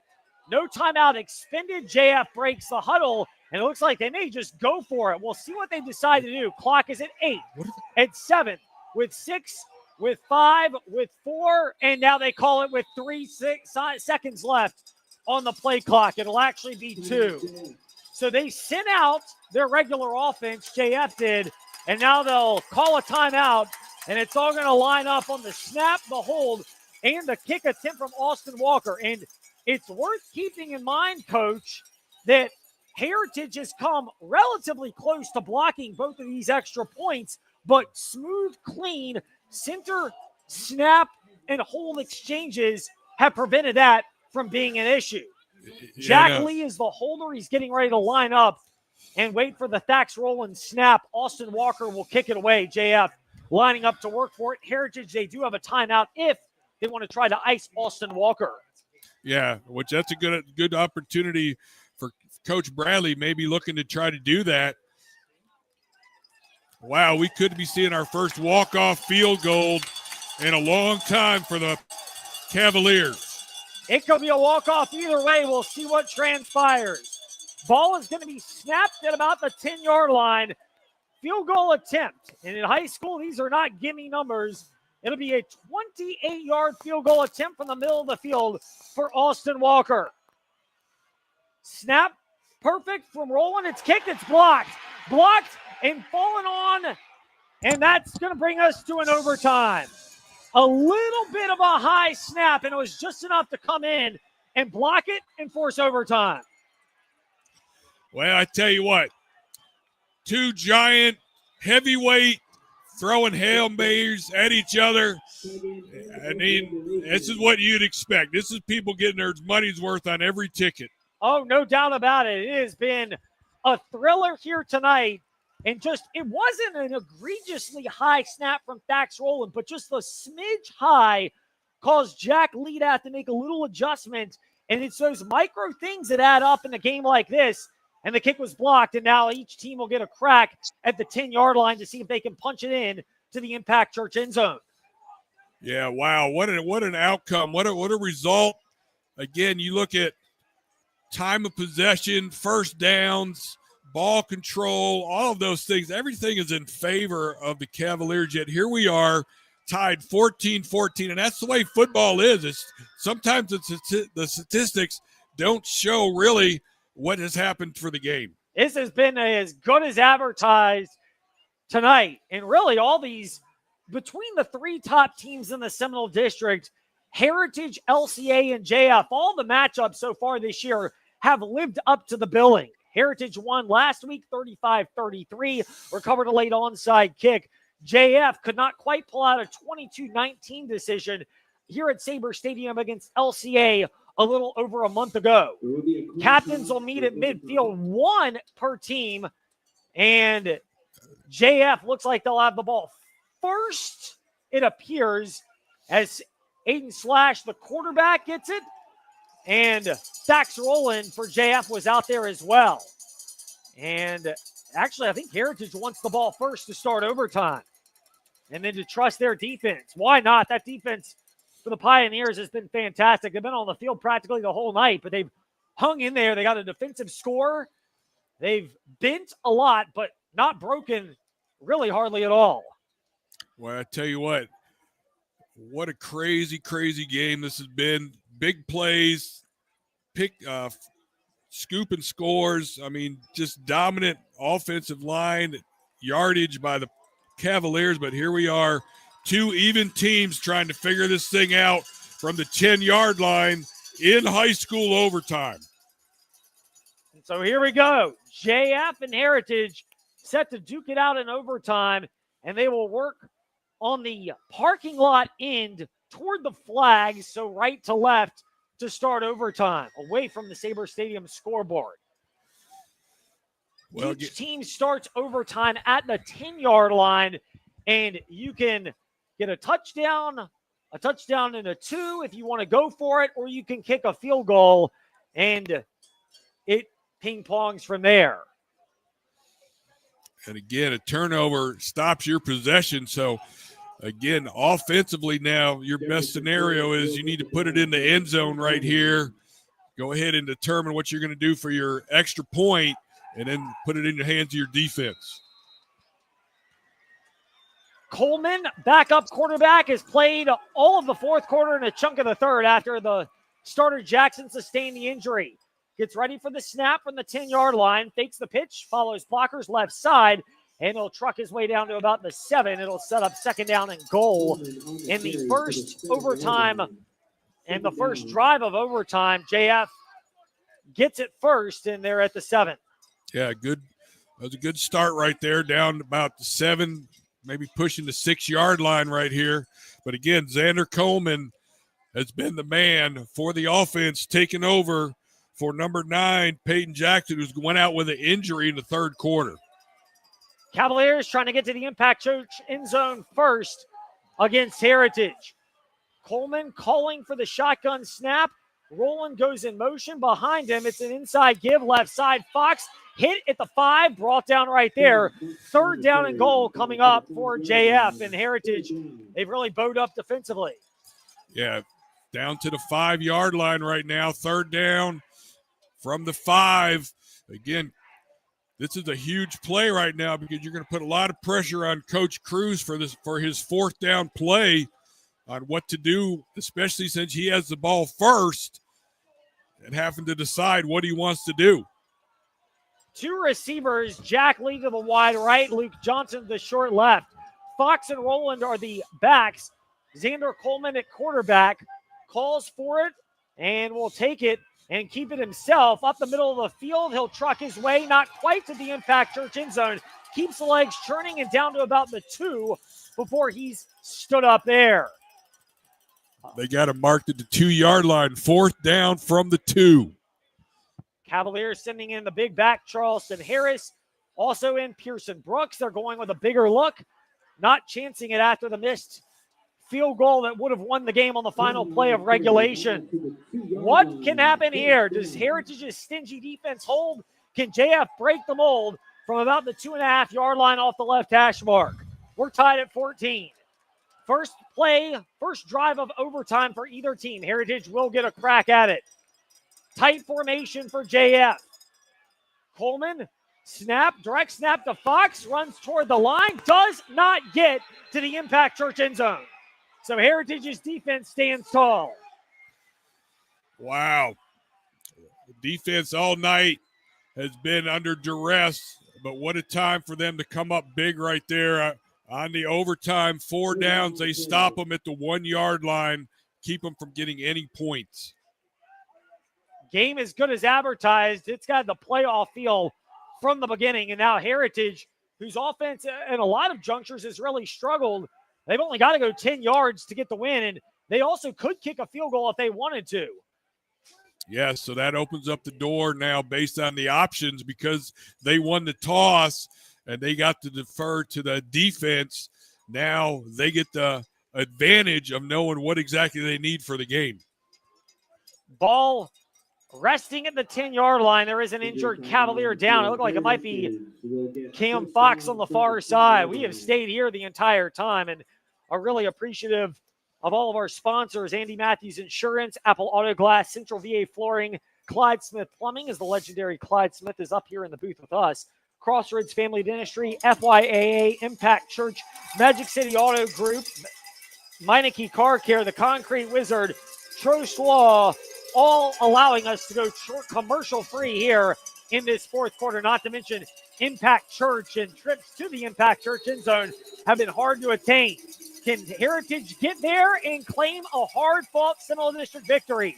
We'll find out. Slash fakes the handoff, has it himself, dives toward the Impact Church end zone. He's in. 10-yard touchdown run. Heritage walks it off. Wow. Heritage pulls off the big victory. In this game, they take the Seminole championship in overtime on the first play of the game.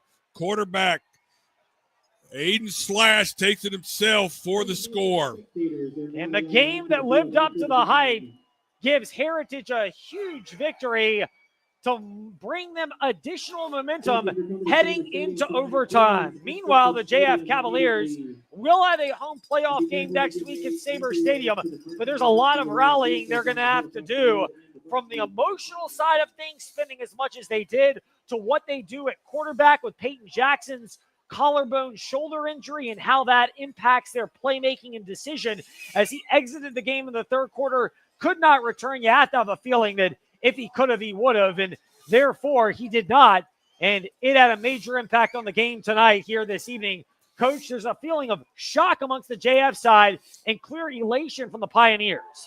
Yeah, again, what a crazy game football can be, and when you thought JF was really statistically the better team, they did not come out the better team on the scoreboard with the points, but that's the way football plays out sometimes.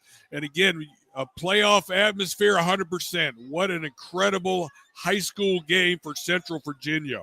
I mean, this is a game that lived up to the billing, a clear identification at the end of this regular season in the Seminole District. EC Glass, they're a long shot to make the playoffs, but the top three of the Seminole District have kind of been in their own tier this year, and the way the games unfolded lived up to the billing, and the Heritage Pioneers deserve a lot of credit. This defense was bend but don't break tonight. Their offense really did not do a ton, but they made the big play in overtime when they needed to, and they stepped up and earned an outright Seminole District championship to go to 9-1 in the regular season and 7-0 in Seminole District play, with a host of momentum carrying them into the Class 3 playoffs. Yeah, and again, next week, JF will be on this field again. in the first round of the playoffs. Who they play, we don't know yet, but they will be here probably as the number 3 seed.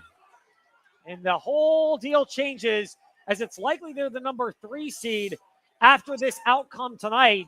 And if Magna Vista holds on to defeat GW Danville, it looks like the GW Eagles would be the 2 seed, I believe, which would make it very interesting going forward. But the Cavaliers, from their standpoint, Coach, there's a lot of work they have to do if they're going to get a playoff victory from tonight's game where they controlled it the entire way, but they just couldn't create separation. The little things added up, from the fumbled exchange that led to the Dom Jones 65-yard scoop and score, the injury to quarterback Peyton Jackson, not to mention the penalties that popped up late first half one when the Cavaliers could have gone up by a couple of scores against a good team like Heritage. I mean, it goes without saying, but you can't let them hang around, and that holds true from here on out. Yeah, now, and again, that's the game of football. Great game. Again, it's hard to believe we've made it through the end of the regular season. We do look forward to the playoffs. Whoever the opponent may be here next week, I know Coach Cruz and his coaching staff will have the team ready based on who they have, injured or not injured. They're going to have a week to prepare.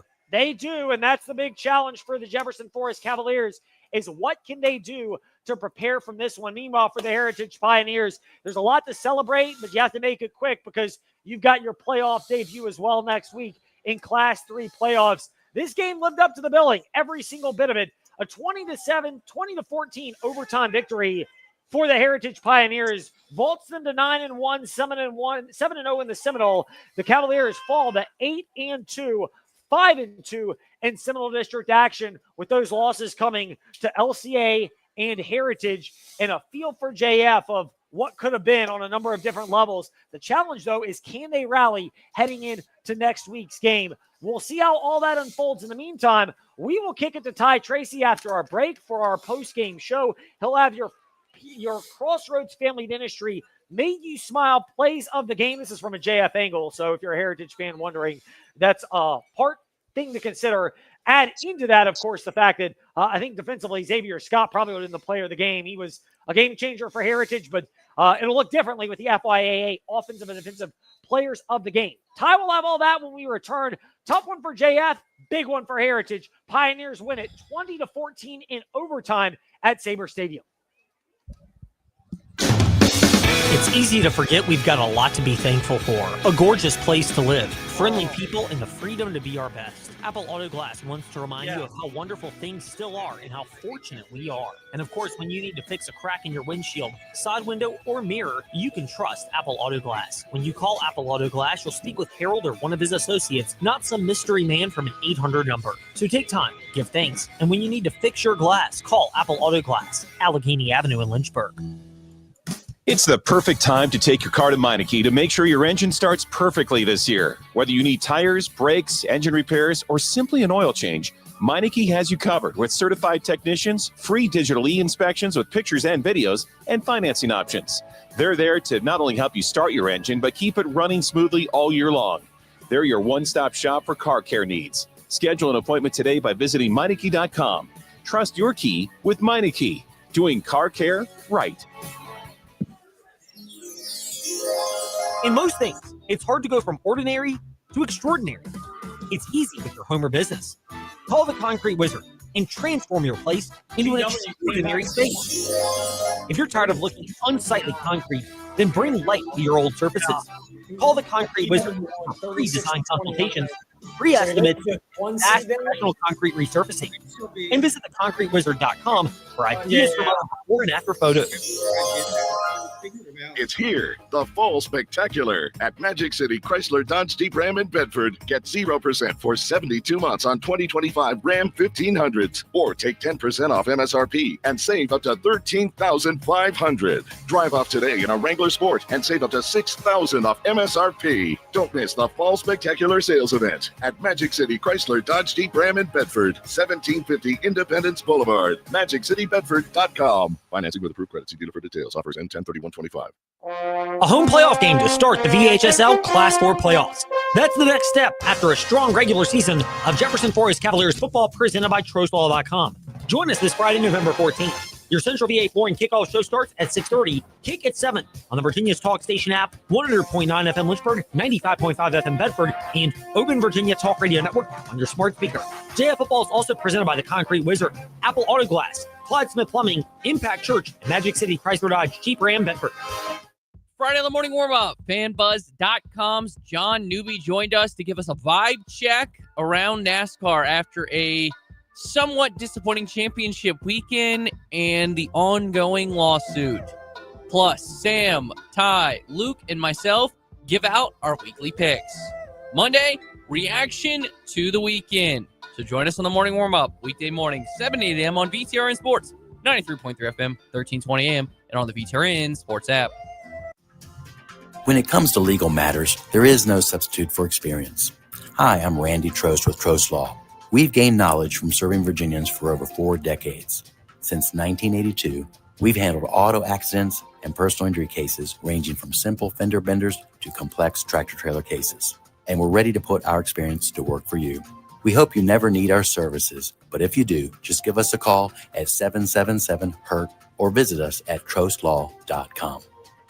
Friday on the Fast Lane, Ty Tracy and I, we gave our picks for the best college football and NFL games of the weekend, most of which you can see on VTR and Sports. Then we sat down with Tim Thomas of the Tech Lunch Pail and talked about all the rumors surrounding James Franklin and potentially signing with Tech, plus his thoughts. Tune in to the Fast Lane on Monday at 5 p.m. as we go around the Commonwealth once again on 93.3 FM, 1320 a.m. Lynchburg, or ask that smart speaker to open VTR and Sports.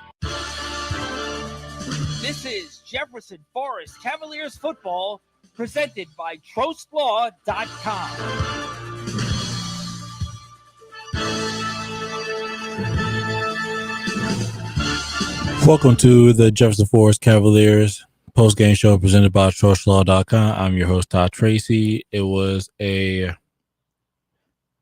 great battle, but it just a lot of mental errors. It just, like I said, like Coach Rick Kenny said, it's just a game of football.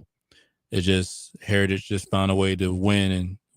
And it just hurt JF a little bit as well, not have your starting quarterback, some mental errors, like the fumble that really changed the game as well. It's just a lot of self-conflicted wounds that you have to recover from and move on to.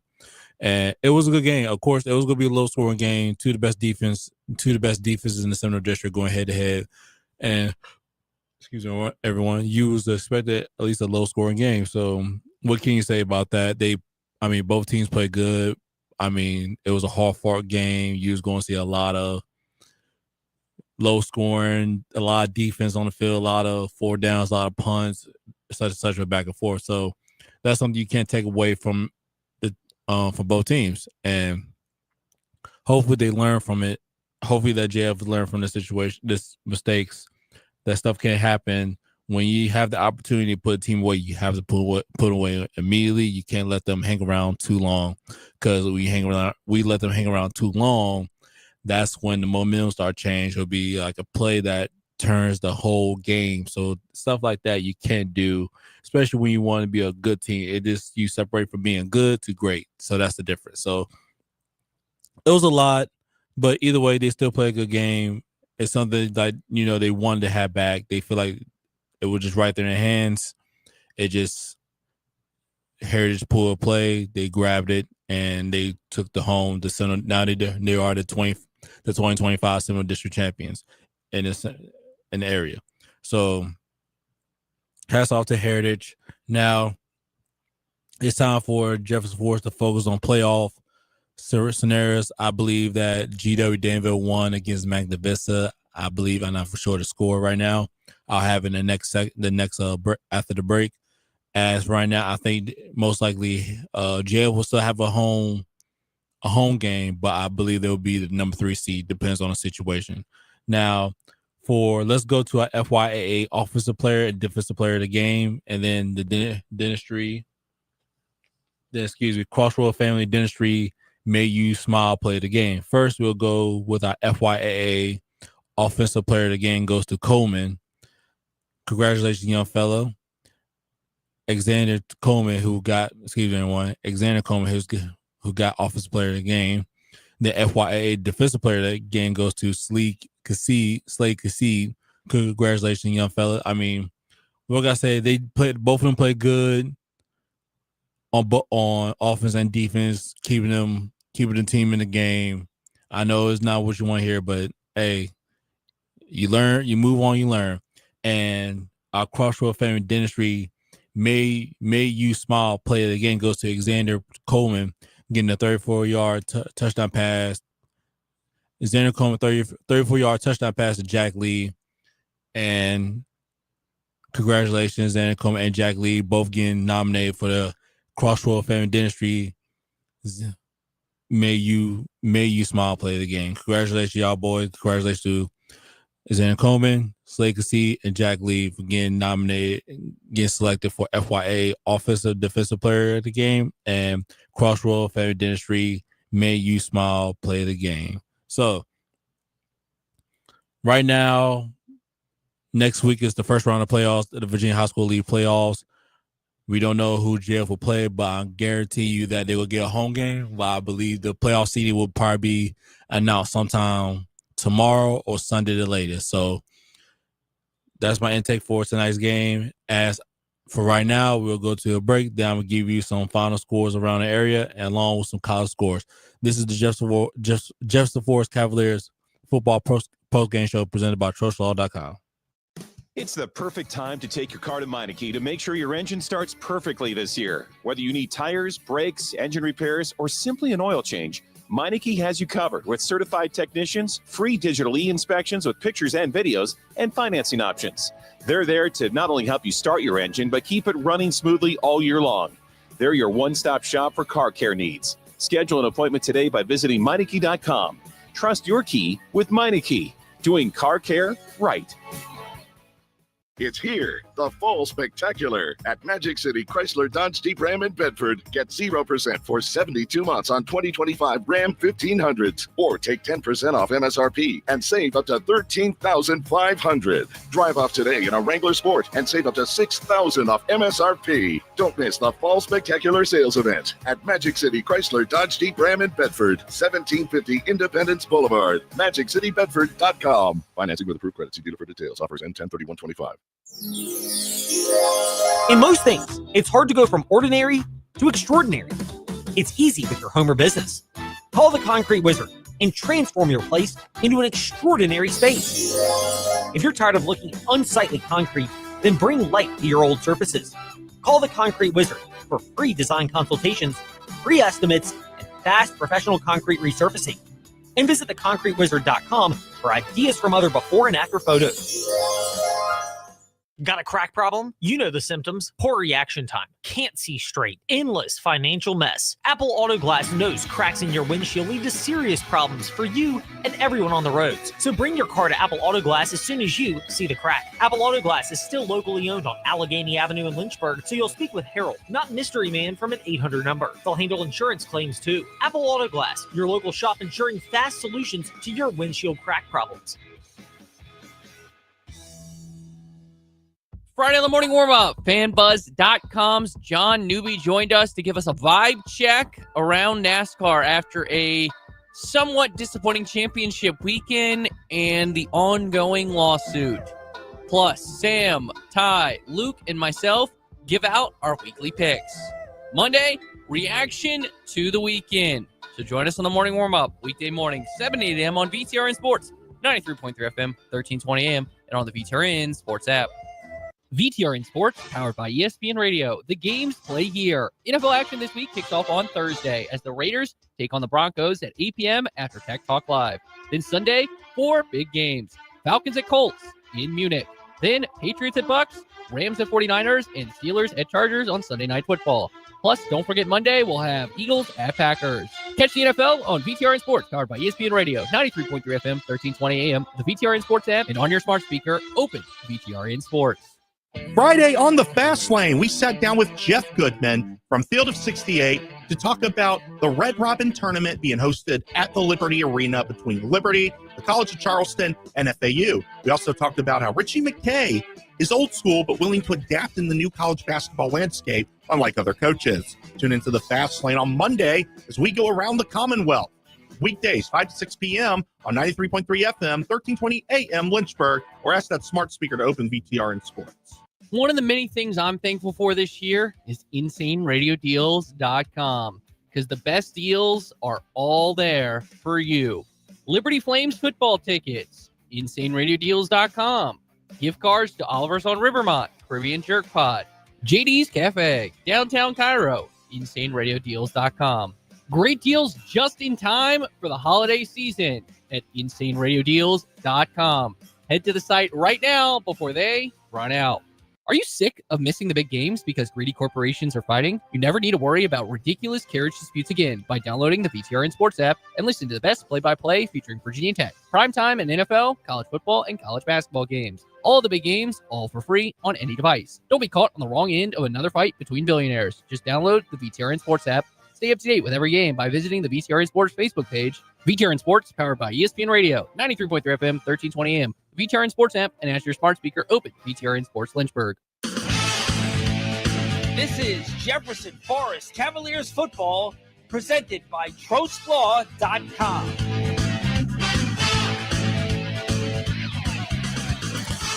Welcome back to the Jefferson Forest Cavaliers football post-game show presented by TrostLaw.com.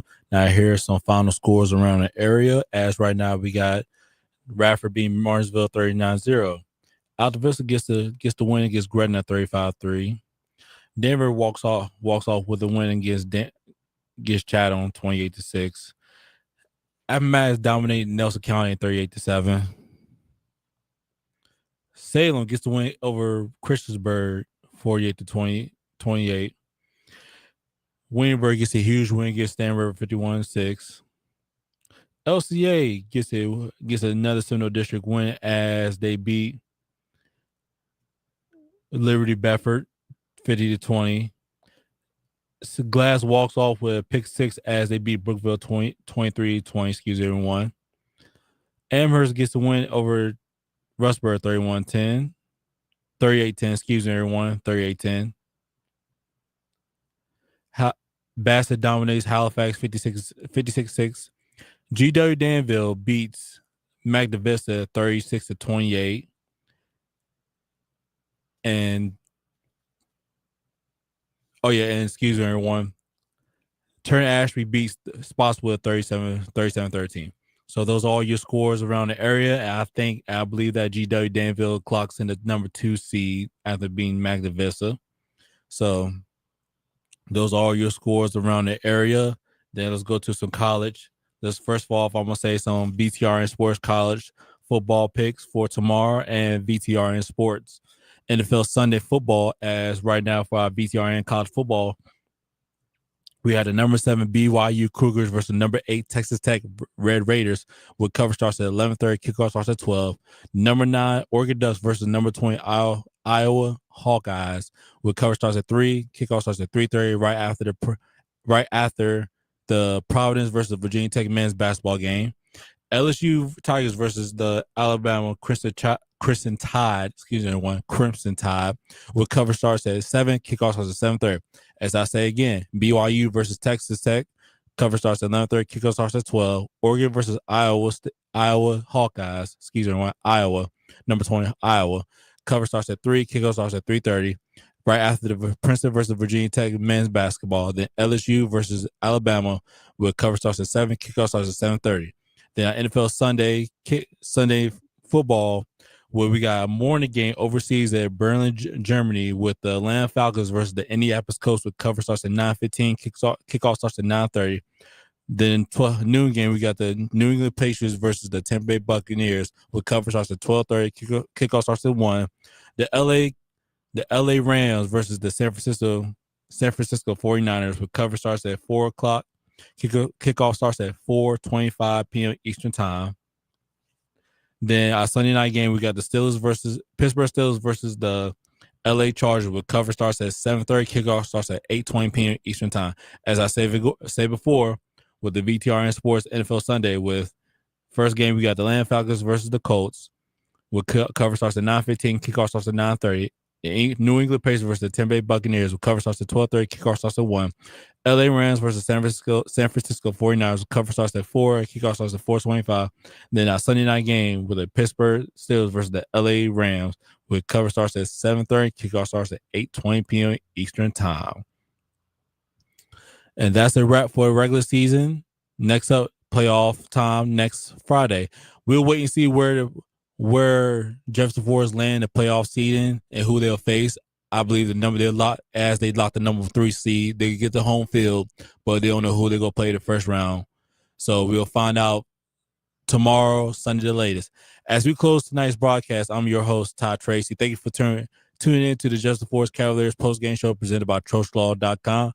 We'll see y'all next Friday for the first round of playoffs. We'll send it back to our regular program on WIQ 100.9 FM. Thank you for spending the evening with us, and we'll see y'all next Friday for the first round of playoffs. Good night, everyone. One of the many things I'm thankful for this year is InsaneRadioDeals.com, because the best deals are all there for you. Liberty Flames football tickets, InsaneRadioDeals.com. Gift cards to Oliver's on Rivermont, Caribbean Jerk Pod, JD's Cafe, downtown Cairo, InsaneRadioDeals.com. Great deals just in time for the holiday season at InsaneRadioDeals.com. Head to the site right now before they run out.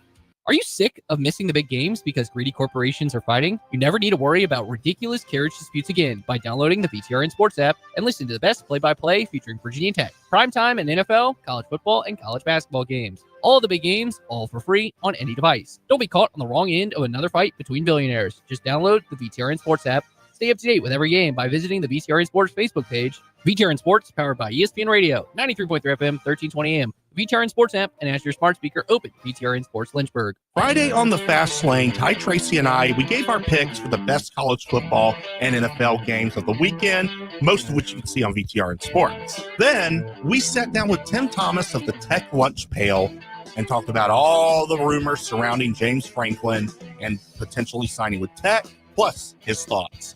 Tune in to the Fast Lane on Monday at 5 p.m. as we go around the Commonwealth once again on 93.3 FM, 1320 AM Lynchburg, or ask that smart speaker to open VTRN Sports.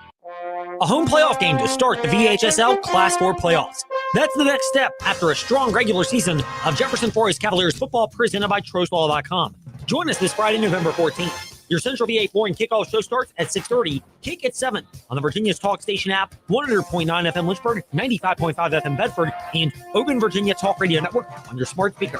JF Football is also presented by the Concrete Wizard, Apple Auto Glass, Clyde Smith Plumbing, Impact Church, and Magic City Chrysler Dodge Jeep Ram Bedford. Well, thanks for the question, and I will tell you why. Number one, you got to remember this. 8 million people live here.